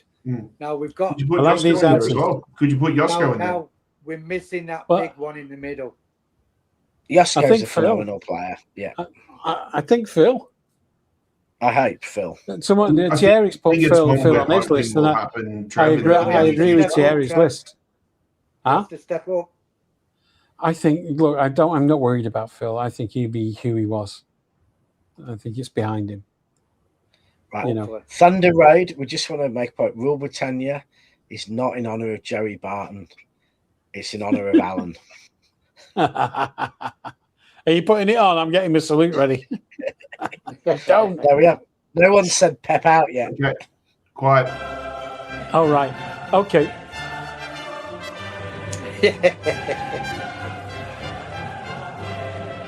Go Benny Hill. Okay, so the next one on the list, who in the team can replace or account for, mitigate Rodri's strong tackles? Chat, come on. I think there's Anderson's there. Anderson. Yeah. I think also our fullbacks and centre backs and there's players. Put O'Reilly in there when he inverts. Yeah. Yeah. So I think we got that one covered. Right. Distribution. Chat, distribution. Who in the team has got the distribution that we're going to miss from Rodri? Who? Name names. Anderson. Distribution. Put in your answer distribution and then the names. Well, from the back, Cousinov, he can distribute. He's getting there, isn't he? He's getting there. No, because he's definitely getting there with his crossfield passes. At least Guardiola's the best. I think Guardiola's got good range coming out the back as well too. Anderson had the highest progressive passes of anyone in the league last season. Yeah. But I think Anderson was different. Anderson tries a lot more risky passes than Rodri. And that's why that's why someone Nunes like have good. Yeah. Did Nunes have good forward passing numbers? I don't He was good progressive with the ball. It's not like the issue with Rodri. His crossing was always better than his passing, wasn't it? With Rodri, it's not about passing. It is the fact that Rodri gets the ball, has 2 touches and passes, and 95 times out of 100, he finds a teammate and possession is kept. And it's a progressive pass too, Rich. There's a lot of City players who can pass and can pass really well. But I don't think there's any player City, and that's how the tempo is set by the way Rodri. Yeah, you're right. They're linked, right? I don't think we have a player. And I think that's what we lose with Rodri. I don't think we have a player. You know, ironically, Nico G is probably the closest we have in the squad to the thing is with But he's Nico profligate. but he's not at the same level. Is Pep wanted to try him in Rodri's position, like say in the 6, and Martin used to always say, well, he can't do a 30-yard, 40-yard ball. If he played him in the 8, he wouldn't have to do a 30-yard ball. But he never played him in the 8. Where's Anderson going to play? That's the problem. That's the problem. I mean, Nico G probably lacks the energy and the pace and the, you know, for the 8. And the exception being to that was probably Gundogan. But Gundogan's one of the most underrated footballers to play in the Premier League. Gundogan should be in conversations with people like Gerrard and things about the greatest Premier League midfield, but he's not. No, he's not. And because he's criminally underrated because he plays for City. I mean, there's not that many tempo-setting players in the Premier League. I don't think, you know, that's the one where, you know, Distribution, Guardiola and Nunes. I think Distribution, Kusanov, Adam Gay, Wharton can Anderson, set a tempo. If you're looking at players in England who can set a tempo, Adam Wharton. But is he? You know, I don't know what his ceiling is. Yeah, who is that metronome? Who should we be looking at as a metronome then? Let's name those names because I like this. Now we're getting somewhere. I think rather than just throwing out random names. I think now Fabio Ruiz and Bruno G can do that. Yeah. Right. Bruno G might be available. Ruiz is not available. So Ruiz might be. He's not. If they play his games, he's not always playing. He just signed a new extension, apparently. Yeah, but if they were going to sell a player in that middle, you know, he may be one that would be considered. So is there anyone at like Bournemouth, Brentford, that kind of, you know, those selling clubs? Alex Scott and Wharton. Are you saying they're below Bruno G? So between Scott and Wharton and Bruno G, who do we like the most? Well, the one who I think has got the most long-term potential is Wharton. The one who'd have the impact next season is Bruno G. Yeah, right. And I was always a fan of Wharton above Anderson. Yeah, but Bruno G. Bruno G's the one who I think would come in. Team at Newcastle pretty quickly. Yeah, I think he'd come in and hit the ground running. I think Wharton, it's a big step up. But Wharton is a Northwest lad. He's, you know, I think Wharton is going to end up at City, United, or Liverpool in their midfield. I'm surprised Liverpool haven't moved on him. I'm really surprised Liverpool haven't. I think it would suit I'm very, very surprised United haven't. Yeah. You know, honestly, with their guys, maybe he's out of their league financially, but I'm surprised that a player of his quality. I think they've got their midfield now, haven't they? Someone saying Bournemouth want 95 million for Scott. Is he worth 95 million? No one is. Yeah, Chelsea apparently bid 70 million for him today. Where he's going to play, as they've already got 300. I guess that means Enzo's going. Now, where Enzo goes, if not here, Real Madrid sign Rodri. Maybe they want Alex Scott because they haven't got a midfielder whose last name starts with S, so they needed S. It's a scary thought with Maresca being here.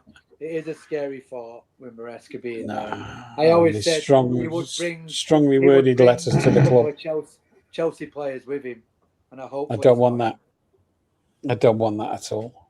I don't want one Chelsea player. And Rob does make a point here. It's like we do fall in the trap of talking about Pep tactics, and we don't know what Enzo's going to do. And yeah, but to be honest with you, I'm excited to get over to Hong Kong next week. To be fair, I can't wait to see exactly what his plans are. Let's be quite honest. We're not going to radically change because we have built the whole culture of the club on playing the same way from the under-6s up to the first team. We've signed Maresca because he's come from within the club and knows the way we play. We're not going to go Klopp. We might tweak the tactics, but we are not going to play radically different football. You know, and we're certainly not going to do that on the first change of manager we have after Pep. I certainly hope not. No, we're not. You know, Spain have just shown the whole world how Guardiola football compares to other teams' football. We still haven't got an answer for it. We have seen how far above every other team they are.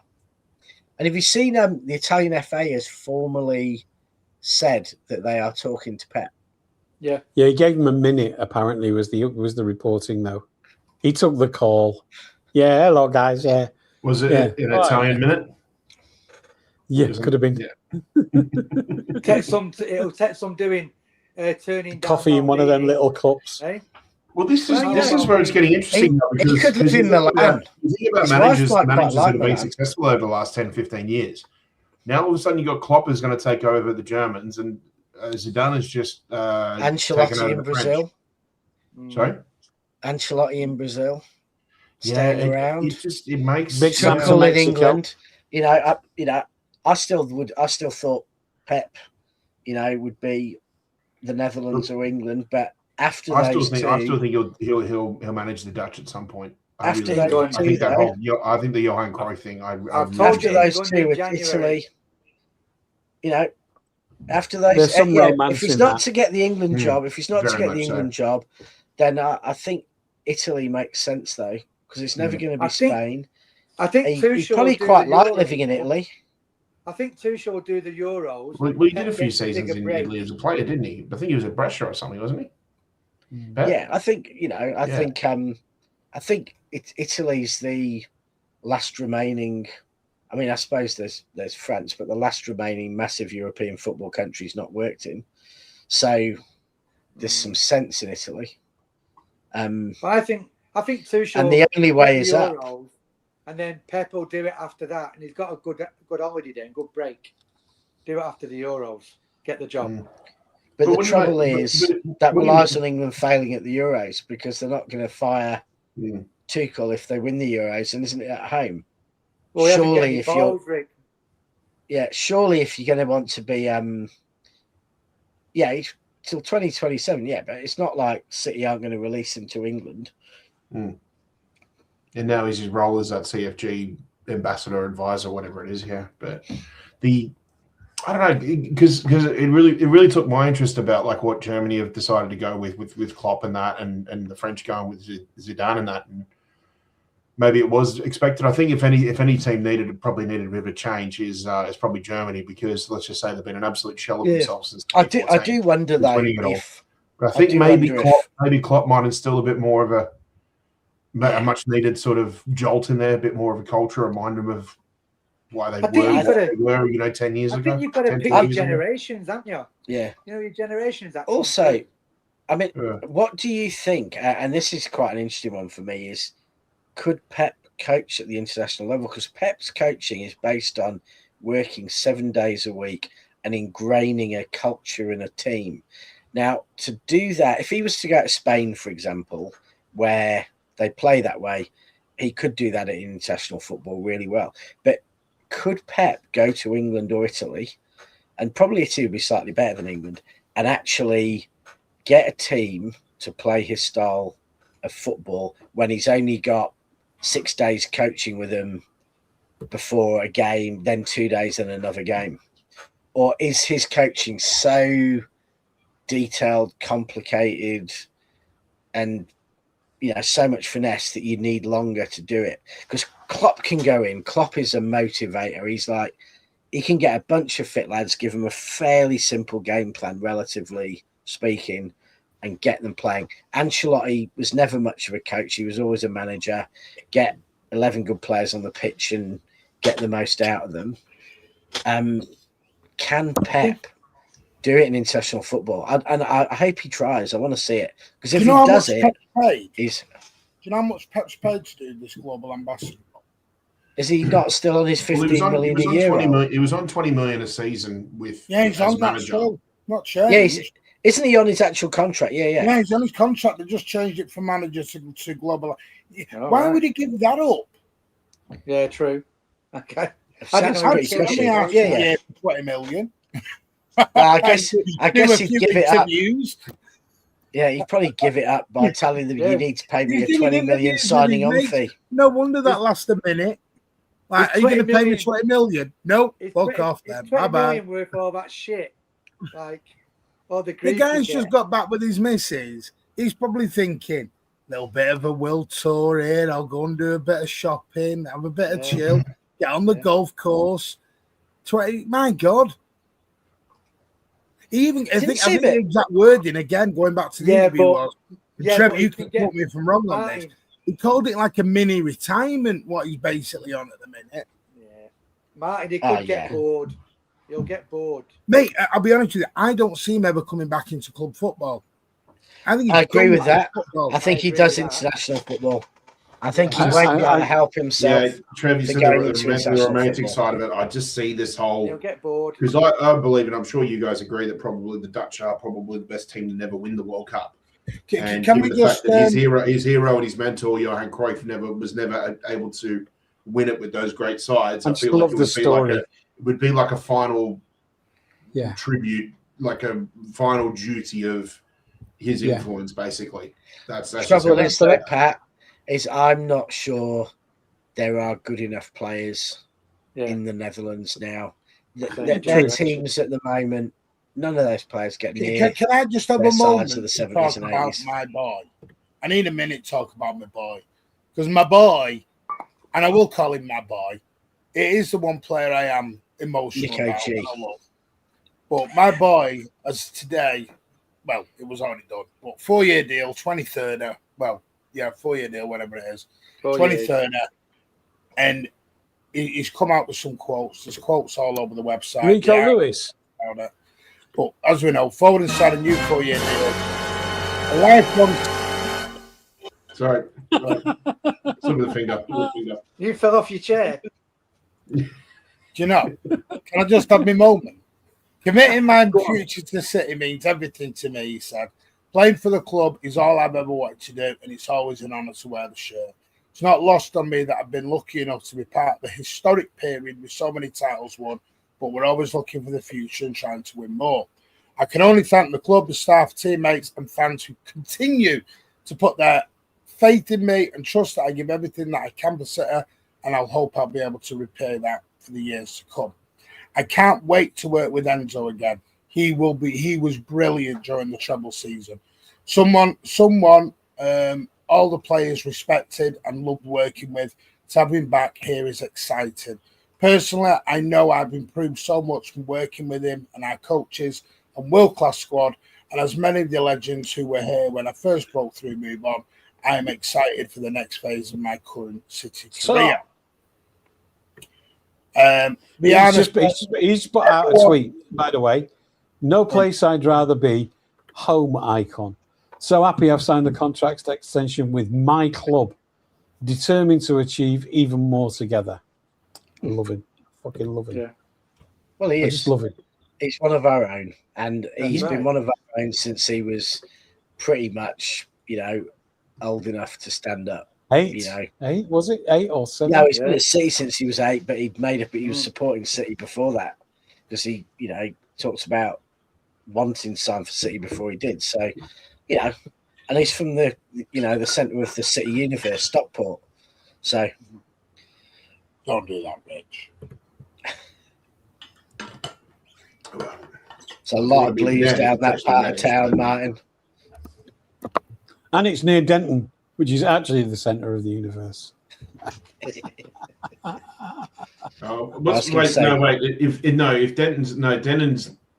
Denton's the centre of the universe, then the Crown Point, mate, it's the crossroads of the world. No, I'm just thinking, what's the pub that I've been there before? That's the true centre of the universe. Is Fletcher's Arms? Fletcher's, Big City pub, the Fletchers. Yeah, I've been there. Really good curry. Yeah.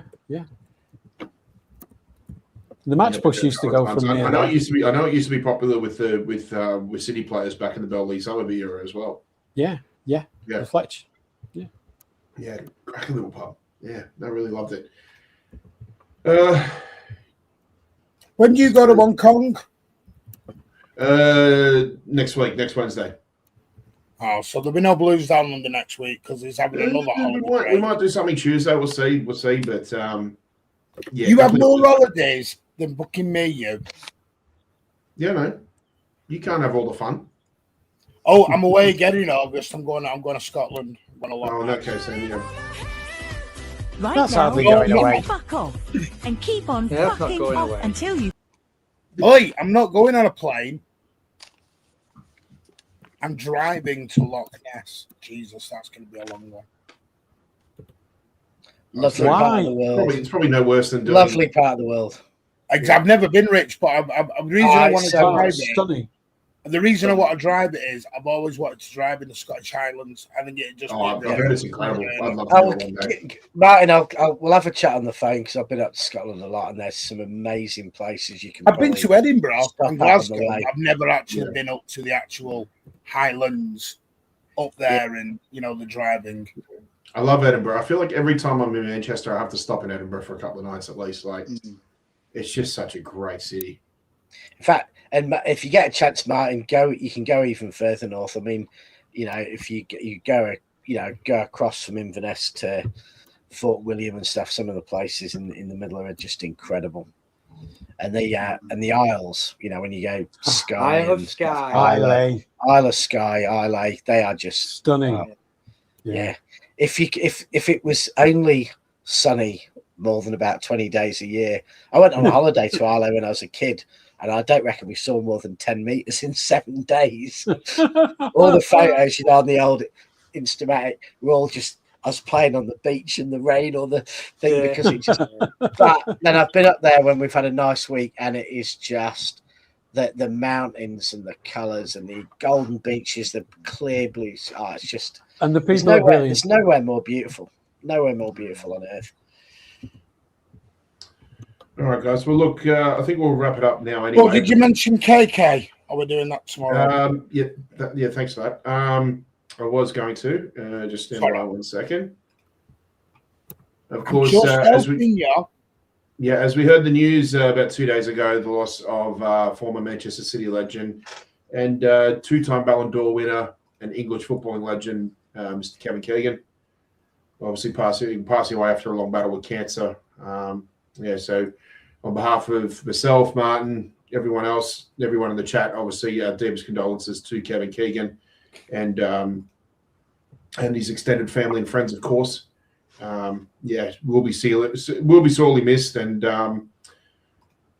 guys, I'm sure everybody has their own things to say about Kevin Keegan, and I'm sure a lot of everybody in the panel here probably has a lot more longer memories of Kevin Keegan than what I do, obviously. But anybody wants to start? I just heard nothing but great stories about the man, and obviously me personally, my ties were the first time I ever started watching City, Kevin Keegan was the manager, and very quickly you learned about the whole style of if you score 3, we'll score 4, and it certainly was entertaining watching him play football, and that's certainly my ties to Kevin Keegan, because if it wasn't for him, I may not still be a City fan, or I wouldn't be as tied to football, Manchester City football club as I would be today. So I owe a lot to the man. So yeah. I want to talk about his argument with Danny Tiato at the Norwich game when he kicked all the bottles. Oh, of course, yeah. And then Danny Tiato confessed on Optus Sport a couple of years ago and said he actually pinned Kevin Keegan against the wall by the throat and said, "You touch me again, and I'll fucking kill you." Wow. His record. That's my stories, but I'm sure you've got a few. We'll share a few, gentlemen, before we close up. His record at City was 77 wins, 60 losses, and 39 draws. Wow. That was his record. And the best one for me, one of them, was the Tottenham game. We were 3-0 down at half-time. Yeah, see, for me, it was the 9th of November for me, the last derby at Main Road. I was there, when we did that, and I'll be honest with you, some fans did leave at half-time. They did go. Yeah. And also, when we got promoted that year, we've scored 108 goals in that season. Yeah. Wow. Was that the season we signed Ali Benabia? He did play under Kevin.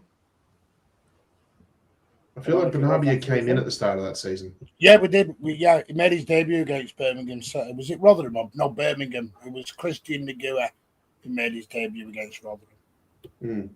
So 108 goals in that season, hey? Yeah, Benabia's debut was that 2-0 win at home. Yeah, against Yeah, Birmingham. because I'm trying to remember. There was Yeah. wait, did Bernabia come in before or after? Because I remember the start of the season. I think we scored 6 goals at Turf Moor. We beat 6-2, Burnley 6-2 or something at Turf Moor, and I think at the time everybody thought Burnley were going to be the favourites to win that title, and then we went there and bagged 6. But I can't remember if Bernabia was already in the team or not. The thing is, Sheffield Wednesday, yeah.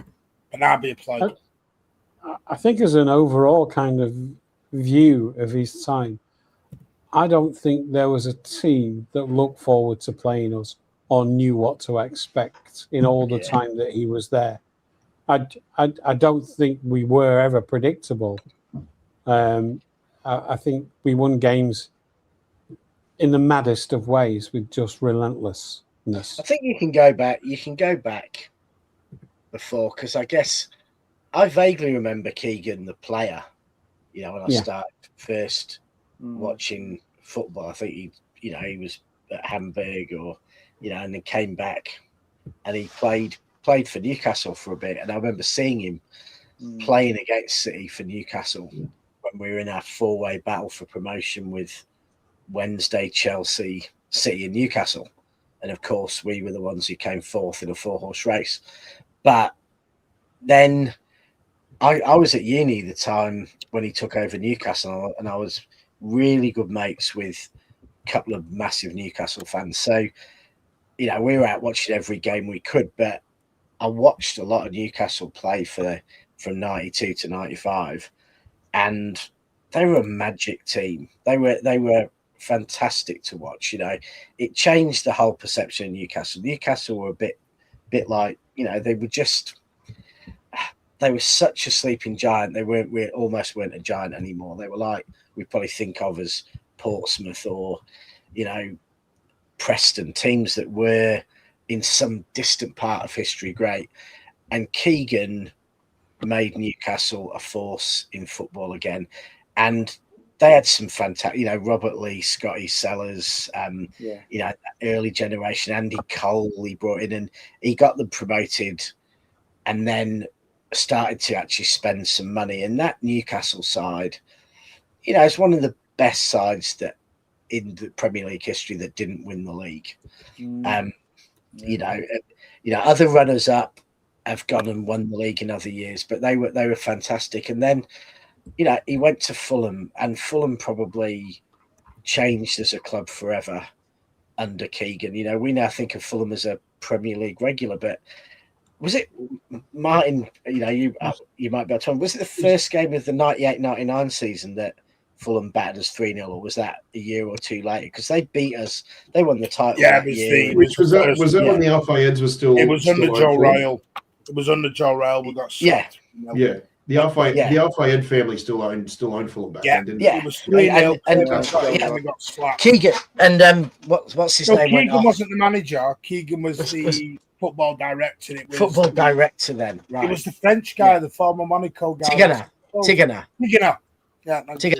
Yeah. But Keegan was there then, and do you not remember Andy Morrison and giving Stan Collymore a kiss? Yeah, and I remember we had the King of the Air, and he went off injured, and I'm not sure if he ever played for us again, because Tashkanadze, the King of the Air, I think it was, he went lost his leg that day. Don't you slag people off? I just said King of the Air. What you can't be a great going after people. And he changed Newcastle forever. I mean, he changed Fulham forever, and I think he came in at City, and I think obviously Joe Royle had saved us. He'd got us out of the depths and he got us back to the Premier League, and he brought us down. But I love Joe, but it wasn't the most exciting football always. No. It was a bit, it could be when one shot was on form, but then Keegan gave us what up to that point was by far the best season City had ever had in my life. We were in the second half of that season that we got promoted under Keegan. We were just, I think we win 15, 16 games on the trot, and we were just slapping teams 6-0. And Berkovic and Bernabia were like, we were beating Premier League teams in the cup. We were just unbelievably. So, Rich, do you think that was a better season than 02-03? Because I mean, 0203, first time back I in the Premier think League. for an enjoyable really season, surprised a lot of people. For an enjoyable season, for just sheer beautiful football. I appreciate it was at a lower level. I think that was City's best season until we won the league. We won the league in 2012. We were 10 points clear when we won the league. Yeah, but we went to Wolves. Pierce retired after that season, didn't he? Yeah, we went to Wolves, and it was the last game I watched before I emigrated to Australia. I've obviously been back to games since, and we won that game 2-0 at Wolves, and that was. Is that the one Sean Wright Phillips scored in? Yeah, and Paul Butler, a City fan, got sent off for Wolves. Even though he'd said before the game he was a massive City fan. And all that you remember this. Kevin Keegan, I've said this in the video to Baz, because by the way, Three Black and White Eye Baz, they're doing a tribute show Thursday at 8 p.m. on Keegan. We are sending some videos across about the point of it. So please check that out. But I did mention this in my video. Kevin Keegan turned Sean Wright Phillips from a right wing back into a winger. And he was just amazing. People get Sean Wright Phillips. Keegan made him. I know Royal sort of brought him in, but Keegan made Wright Phillips the player that he was, and it just suited him. And I just love, Isle Berkovic. I remember them games, Preston. We played Preston, who were top of the league. Burnley were top of the league. And we were just outstanding that season. It was the most just good football, wasn't it? I think David Mooney over on Let Me Talk put this so eloquently and correctly. You enjoyed going to Main Road. You looked forward to it because you were going to get entertained. That's right. For 95 minutes. You were just going to get an experience. And the other thing that I'll always, that thing is, he saw us through Main Road to Comms, the City of Manchester Stadium. He saw us through that period. And he brought us some magnificent players. Yeah, he brought us a few duds. He was too stubborn on the Robbie Fowler transfer. But when everyone knew he was past his best and he shouldn't have happened, but he wanted it. But he also brought us Anelka, he brought us Distan, he brought us Berkovic, Benabia. Yeah, and Anelka was such a statement signing at that time. And we won at Anfield for the first time in God knows how long. Yeah. Took a while for the next one. I mean, it did, yeah. But it was just, and by the way, I'm going somewhere. The last time I went to the stadium that I'm going in August was with KK. Hey. I'm going back to I'm going, he made Darren Huckabee. He gave Darren Huckabee a bloody good career, Kevin Keegan. Oh, he was magnificent that year. Darren Huckabee was a Leeds United bloody reject when we got him. And he made Huckabee. I mean, don't get me wrong, he never taught him the offside rule because I don't think he wanted to do that. Because Darren Huckabee lived offside. And anyone who watched Darren Huckabee will know exactly what I mean by that. But you know what? One thing he did do? He made Joey Barton into a footballer for a little while. Did he also make him a prick? I think he was born like that, to be honest. I'm sorry if anyone's a Joey Barton fan, but the guy's a prick. He's a prick, but he said something funny last week. Can I just add something? Just what you guys have been saying about Kevin Keegan. I really appreciate it because like I said, I came into football a little bit, not only just a little bit younger, but came into football a little bit later. Big up to you guys did. But when we were shit. But what I say about Kevin Keegan, I've always said about my philosophy of football is just like if you can't win them all, at least try and be entertained by them all.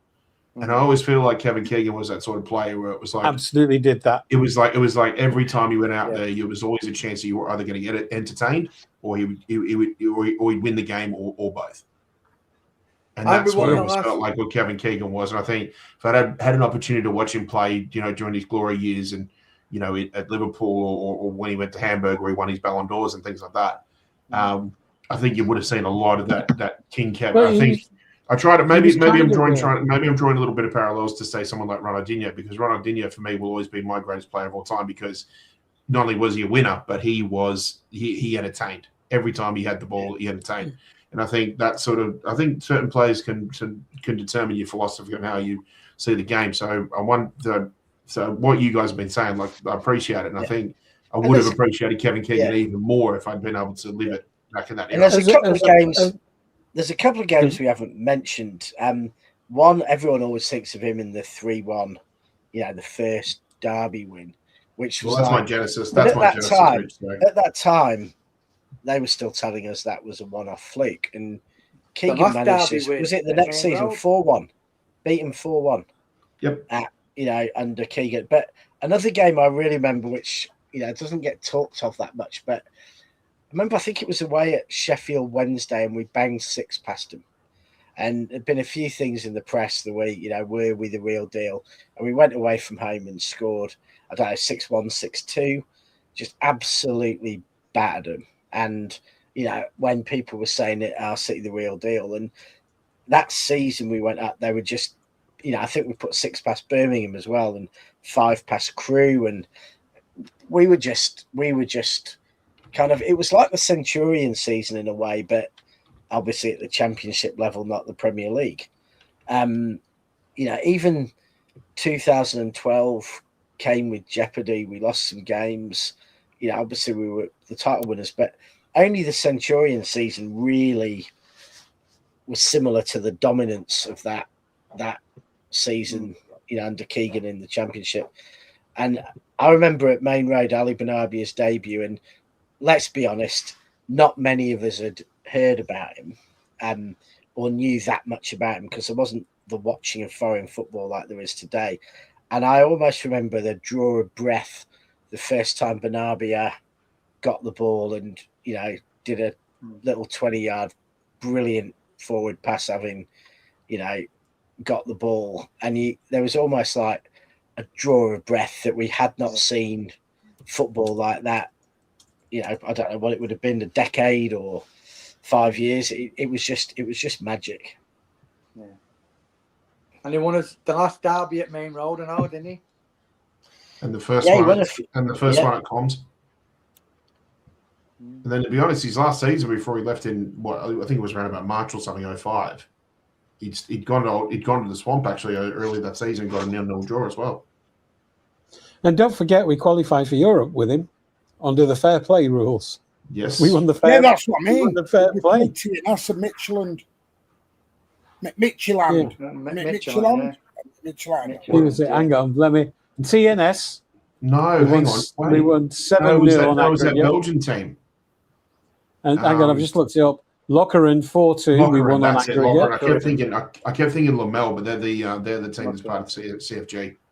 The second round, we were eliminated by Polish club, and this is a beauty. Disco Groklin.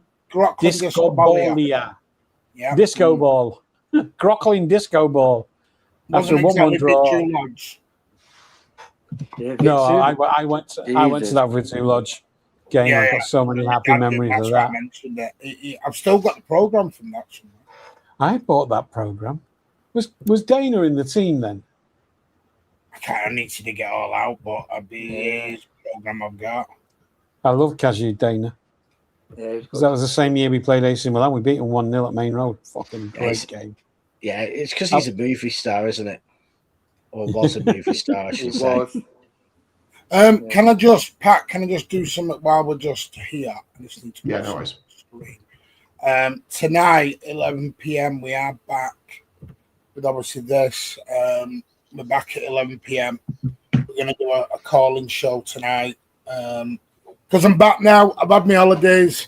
I'm fully back. So we're going to get back to everything.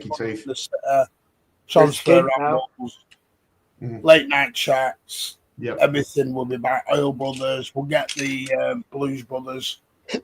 Get some of them recorded again in the bag. I'm still waiting for these guys to come and do theirs.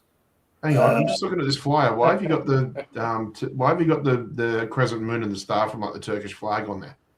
I don't know. I didn't do the thumbnail. Yeah, bit too heavy on the Turkey influence.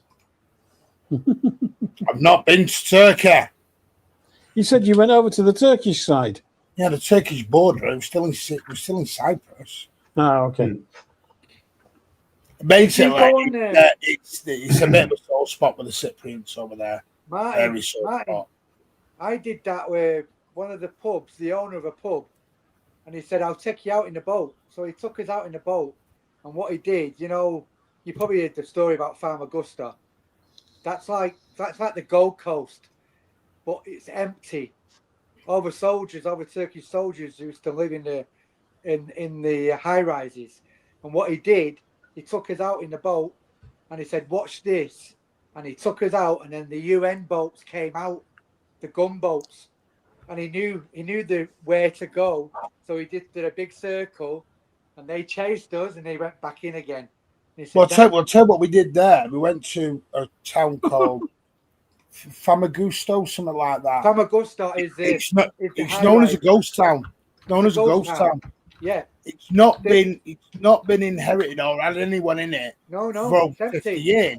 Because what happened was the Turkish army came in and got rid of everyone. And the Turkish army owned it now. And the basically it's just gone to rot. It's like someone has. You ever watch that film, I Am Legend? It's literally like that. Yeah. Like post-apocalyptic. Yeah, it's like post-apocalyptic. No one's allowed in it. No one is allowed to touch it. There's high-rise buildings there. Yeah. It's like the Gold Coast, but it's empty. Big up, Pat, by the way. Hope you well, mate. I'll give you a ring in a bit. Come back now. The owner of the pub says when it happened in 74, we had it was in the 70s. 2 hours. They had 2 hours to get out. Yeah. Get whatever you can carry. You've got 2 hours to get out, and that's what happened. Yeah, and that's what the Turkish bit is. The Turkish took over that part of Cyprus, and it's like literally border crossing. I spent longer getting my passports out than I did, and there's a massive difference because on one side of it you've got all the department stores, Pull and Bear and H&M. All of that is on the Cypriot side. You go to the Turkish side, it's like you are in Turkey. All the department stores, it's all dentists and hairdos. Very tight sort of back-ins, and a lot of people looking like they swallowed a piano. Martin, can I ask you a question? Really strange. Martin, can I ask you a question? You've still got the British barracks there, haven't you? Is this still an English Yes, there was loads of because we had loads. That's what Martin's new look. He's not on camera because he hasn't failed his new look after he went to Turkey. There was a lot of fighter jets. We had loads of fighter jets coming over because that's where they were landing. No, but we did a barrier. Landing at the British barracks. You actually, from the airport, you cross this barrier, you go through the barracks, and there's an English. Is there still an English copper on the barrier? Yeah, I've got to say, and big up the Cyprus. I think I made that one. It's one of the most beautiful countries I've ever been to. I went to Nissa Beach. It was amazing. And I'll share some videos tonight and some pictures. Funny. Yes, I did go diving under sea. Over to Rugger I went diving under sea. It's on their website. He looks a bit like Alan, actually. Yeah, it's funny. Don't insult me, Trev. There's a lad who's a big. Every time you say it, I've got to play it. All I'll say is, the beautiful country. I've never seen a killer whale. I managed to fit into a swim. What they called wetsuit. Yeah. And it didn't take world's biggest shoehorn. I didn't have to be Vaselined into it. You couldn't understand why the people were. He didn't have to be, but he chose to be. Yeah, that's half the fun. I picked you as more of a baby old man, Martin. I've got. Did that? There's a lad on one of the city forums who lives in Cyprus, a massive blue, and he's always saying how wonderful Cyprus is, except for all the Russians. Because they say that in Phuket. Yeah. There's a lot of problems. Bali too. They say, yeah. No, but we are actually. We're going back. We're not going back next year because I'm going back to my second home next year. I'm going back to Mickey and Minnie next year. Mustard. So that'll be done. Of course you are. Mustard. Hyde. No, I mentioned before, like it looks like Mustard. there's a good possibility that the pre-season next year will be in New It's York. Glodic. Oh, I've also moved my seats for the Community Shield. I'm not in the posh part anymore. I've moved to behind the goal. So I will be in Cardiff on the 16th of August. What is considered posh in Wales, Rich? What's considered? No. No, I'm not asking the question. I'm saying is Rich considered True posh story. in Wales? I was once chatting with someone from South Wales, and they mentioned someone else said about someone being Catholic, and they went, "No, there's posh." Wow. Right. So, you know. Patrick there. Nice to Hello, meet you. Pat. What do you mean you're high? What's the website? I'll show you later on, Cade. Go on, Pat. Someone's also Hang asked on. me, Vinny Wait. Junior Rodri swap. I will say this Pat loud. just said he's high. I'm going to say this loud. As I Don't want swear. to say. Manchester City are not signing Vinny Junior. Can we stop this Aww.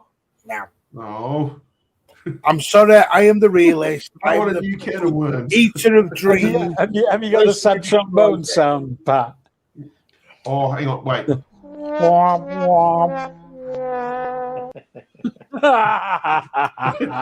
Funny you say that because just when Pat said I was high, I had this one. Smoke weed every day. Can't hear it. Can't hear it. And I got this one too because I know what Trying to Martin's destroy like. the And chat. listen, I got this one as well too because I know what Martin's like right now. Okay. Breaking. Yeah. You should have just looked. Yeah, Real Madrid. Jesus. Real Madrid interested in Phil Foden. Breaking. And yes, by the way, if anyone's wondering why I'm looking like a scruffy sod, I literally got in at 8 a.m. this morning after 17 hours awake. So yes, I have been asleep this morning. Yeah, your dad's scruffer. So I could hold that in front of you, Martin, and everyone could see. In it Absolutely. now, blood. No, Rich. Man, Have you man not like, seen the controversy over there about that? He went to Wimbledon dressed up as yeah. That was Went down hilarious. Yeah, but he went in there. 26 The police now, started mate. questioning him. He said, "I'm here because he said because Wills owes me money for a deal that went south." Yeah. Yeah. It looked a bit like an really old gone joke, back. though. Do you know what I mean? Down badly. It looks a bit like a joke you'd seen too many times before now. I don't think it worked. Because I love the I don't character when it think came it out. worked. For me, No, classic OG was like when they had It the worked when the no one Beckons knew on who he was. for the Red That's Nose right. variety. That was It brilliant. worked when no one knew who he was. It was That's right. phenomenal. But Yeah. once you know who he is, it Yeah. doesn't. Yeah, Yeah. yeah. Do you know what?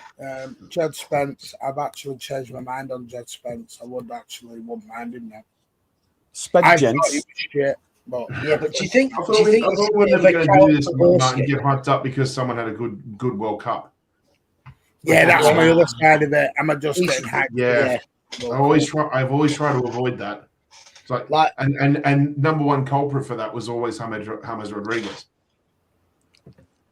Oh, 'Cause he I went think the south. best He went one south ever. ever since he went to Madrid straight after that tournament in 2014. I think the best one ever was Karol Poborski to United. Oh Yeah. yeah, that's a shout. Yeah, Based on I mean, there's been so many. I think That the was difference is, Rich, that was based on one goal at Villa Park.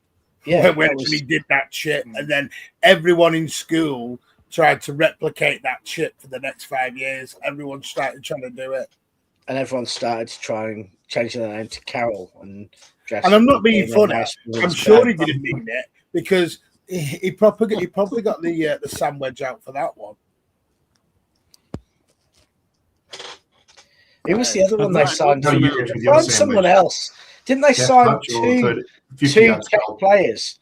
Didn't they sign two Czechoslovak players at the same time? They signed a defender or something as well. His No, name I they can't did. remember. Who United? No, Yeah, the they other signed two. famous one was from Euro. I think it was from Euro '96. Was the guy who signed for Villa, Savio Milosevic?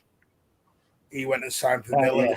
I saw him play for Villa actually, Savo Milosevic. Yeah, He always scored against us, bastard. But anyway, yeah. So we're back tonight, 11 p.m. Normal programming will now resume. We'll start throwing stuff at you every day or every other day as best we can. So Rambles back. Yeah. Pat will share some stuff from the tour. That'll come out in shorts or videos. Yeah. I should be over there doing some like you did last time. Do you think it'll be as hot as it was last time for you? It'll be stinker. Like I've already, my mate Ben from our group, my mate Ben from our Sydney Blues group's coming over with me. We already made an agreement. We said before we even booked our hotel, I said just make sure it's got a pool.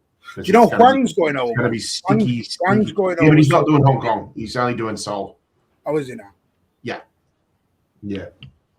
Yes, to save troubles to anyone going over to that next week. It wasn't of a check. They signed Jordi Cruyff that same summer. Jordi Cruyff. Yeah. He scored in what date is the game in Hong Kong? Saturday week. It's the 1st of August. The 1st of August or something? 1st of August. It should be on about 7:30 your time, Trevor. So no, I was thinking because I'm flying back to the UK, I've got to get out of here by the 15th of August, so I have to pay for it. I'm going to put this out on a wad. And I was thinking of going a short hop from here to Hong Kong because flights from Hong Kong to Manchester are a lot cheaper than Trevor, are you still after what you're after, what we spoke about? I think I'm sorted, mate. Yeah, okay. I think I'm sorted. Got a place in. Well, that was my other plan. Yeah, no, I got a place in Dane Bank. I thought you were going to say Bangkok. Say you're not leaving. No. I know. No, I'm already in Bangkok. No, I've been offered a really nice spot in Dane Bank. That's kind of within the budget that I had as well. So and she's got 2 pugs. So that's lovely because I'm used to having 2 dogs. I will say, by the way, yes, Kane's talked about it. Graham Bailey has put a post out today. Saying City are close to Buwada. I don't know. They haven't actually made any formal offers for Buwada. So I don't know how close that is. But there's talks. This way you've got to be careful on the close stuff because there's actually no formal bid gone. It's like Savio. You've got to be careful on because Savio is still training at City, smiling away. Savio right now does not look like a guy who's about to walk down to North. I'm Echeverry as well. I'll just say now. Oh, fuck off with that, Governor. Don't start that bullshit. Yeah. We're not doing that rhetoric again. I'm just going to say now, on the record, I am not unhappy if Savio stays. You'll be giving me bloody, I like the lad. bloody Mifuni and Teddy Lamb in the first team in the next 10 minutes. I didn't see them in the video. I'm more than happy for Savio to stay. I am. I've always said one more season.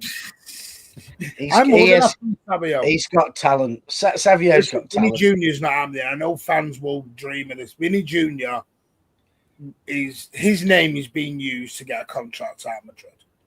And that's what the club believes. Savio's got talent, and if they're being used, if Maresca can boost his confidence, I reckon. People got to remember with Vinny Junior. He has turned down €480,000 a week at Real Madrid. He is reportedly asking for €600,000 a week. So he ain't going to get plus 100 million for him. And not only that, he must have had one of the Saudi clubs come to him and say. No, but the other thing that I find he should get out of Spain though. He should get I don't like the lad, but the racism he has put up with in Spain. No, I agree. No, Rich, I agree. He's a talent. It's awful. It's disgusting. Yeah. He should get out of Spain. No, but Rich, the thing that's upset me with it is the way some people have so easily come off the Doku train. Jeremy Doku was like just signed a new contract. New.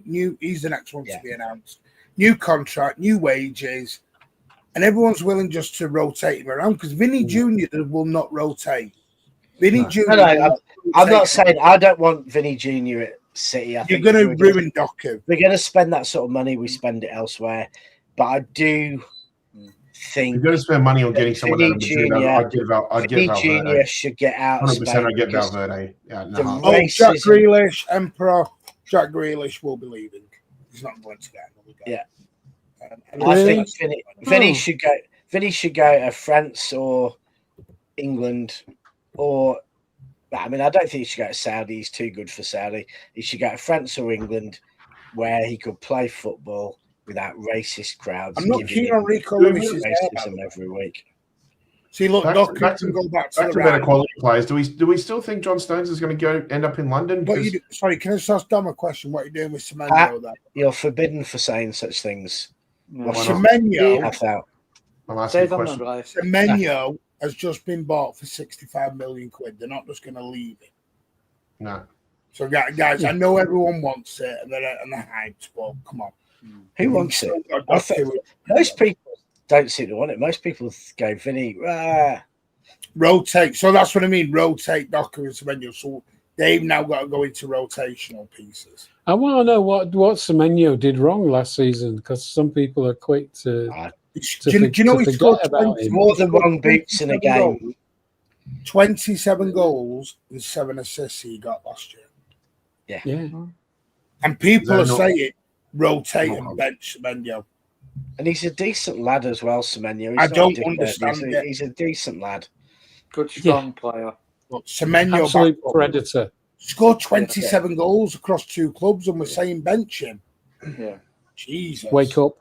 But one thing I also like about Semenyo, and I think it's probably true about Gay as well, is we haven't got many dickheads. And I don't know. The one thing I don't know about Vinicius is whether he's a dickhead because of what he's put up with in Spain, which isn't fair. Yeah. It's wrong. And that is going to make you behave differently, or whether he has got that arrogance and that thing. But he's been treated disgustingly, and I don't feel that Madrid ever supported him like they should have done. I think Madrid let the racism go on and didn't stand up and really take a stance against it. Probably because Florentino Perez doesn't actually care what I am. And Tabas is a hard right wing. He makes Alan look like a communist, Tabas. So I think that was allowed to happen. And I think Vinicius should be able to show his talent. Vinicius should be able to show his talent in a league where he's judged on his football, not on the colour of his skin. Yeah, the interesting thing about going to Madrid, I'd be interested if Rodri doesn't go. I'd be interested to see what Bernardo makes of it. I guess we'll never find out. But you're right. Madrid don't give a shit about their players. They are employees. They're there, they're brutal with them. And yet City is the opposite of that. City love you, take care of you. They have the player welfare department that will, you forgot to get your mum some flowers on Mother's Day. They'll just deal with it. And I think that we've heard players say how much they took that for granted. Initially, they were reluctant to use it because they didn't know. And then they saw how the other lads were using it. And then they got comfortable using it. And then when they moved, they found it difficult to be without it. Yeah, I think that's what I think, going back to the real original topic, that for his career, going to Madrid is a mistake because they are not a team. Yeah. I think going to Barcelona, football-wise, forget the money and where he's from, but going to Barcelona would be, potentially legendary for Rodri, the footballer he is and who he'd play with. And I think going to Madrid, Barca fans, it'd be like the reinvention of Busquets. Yeah. On another scale. I think he's in a different league to Busquets. He is so far. Just anywhere but Madrid, anywhere but Real Madrid. Atleti, I'd be fine, but anywhere but Real Madrid. I think even Atleti, he wouldn't be able to show his true talent. I think you're right. Barcelona is perfect. Pedri and Gavi and Yamal and Kabassi, and set the tempo for that team. And he could take Barcelona to. He would have our blessing for that. I'd love to see him at Barca, but I think it's going to be Madrid. I know, but it won't suit his football. Mourinho doesn't. I'd love to see him at Barca. No one's going to accept having someone set the tempo for them at Madrid. And you think Rodri's going to take having a hairdryer from Mourinho? Who the fuck are you? Put his head on him. Yeah, I think. Sorry, Pat. Oh, just saying, if Ancelotti was still there, do you think Rodri would be much better suited? I don't think Ancelotti is not a coach. Ancelotti is a manager of big egos, same as Zidane. I don't. I'll tell you what, it'd be a massive move in your headspace to not be playing for Pep as well.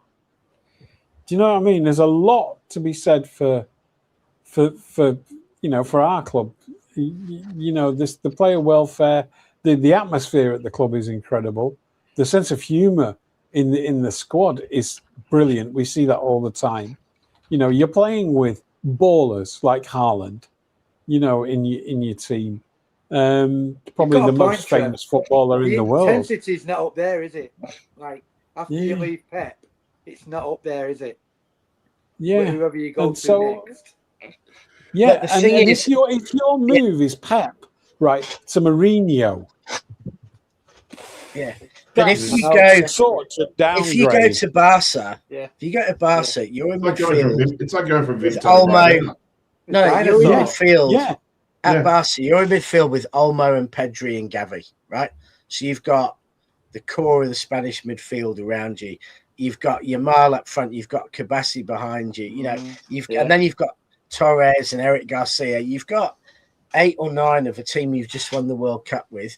He plays brilliantly with Dani Olmo. He plays brilliantly with Pedri. He plays well with Yamal. Him and Kabassi were phenomenal. You're going somewhere where everything works seamlessly. But the flip side is for Barcelona. I don't know why Barcelona aren't saying, hell, forget spending money on Julian Alvarez. Our team is improved more with Rodri than any player we could sign. Why would we let him go to Madrid?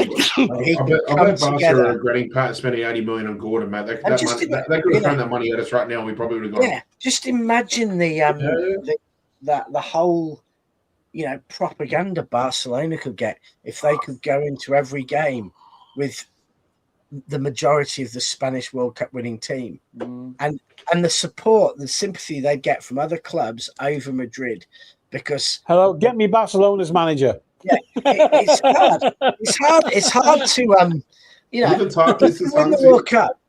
If England won the World Cup, fans of all the other clubs would find it really hard on the players who've given them the best, moment of their life.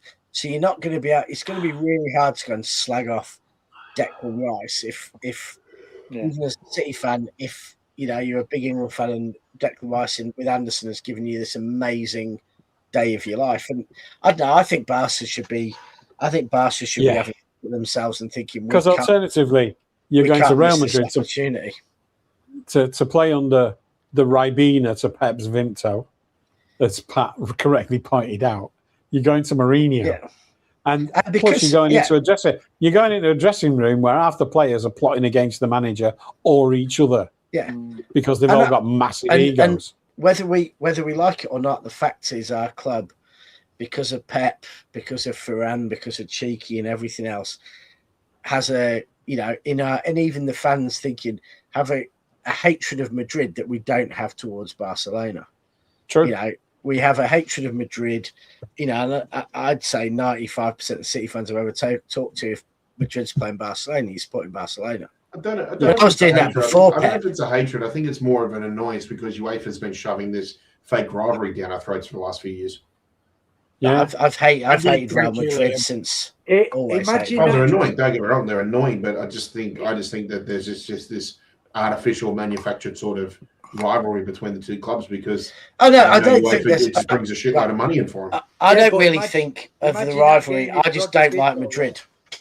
Imagine I always like Barcelona. Rodri went to Barcelona. Imagine that game. Come on. Do you know what? Given all the hype that's been going on in the last 24 hours, if Barca were to hijack that deal, I think the rivalry between those two clubs would be on the same level as when Figo went to Madrid from Barcelona. Could be.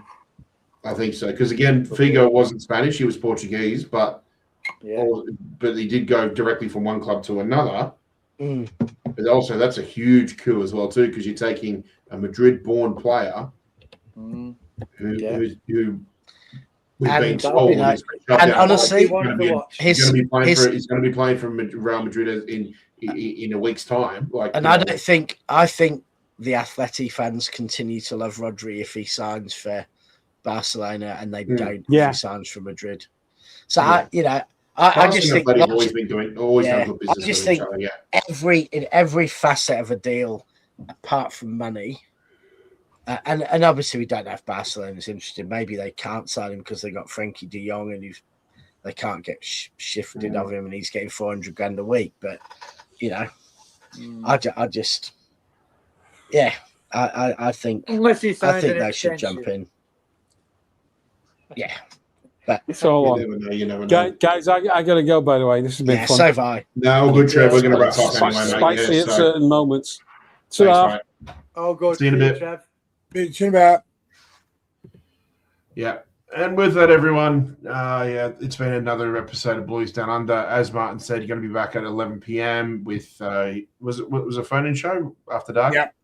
Yeah, cool. Thursday night chat, we should be back as well too. I'll be on if I'm up early enough. Yeah, Thursday night chat is going to be a really good one because it's a debate we've been doing in WhatsApp all week of what makes a football club big.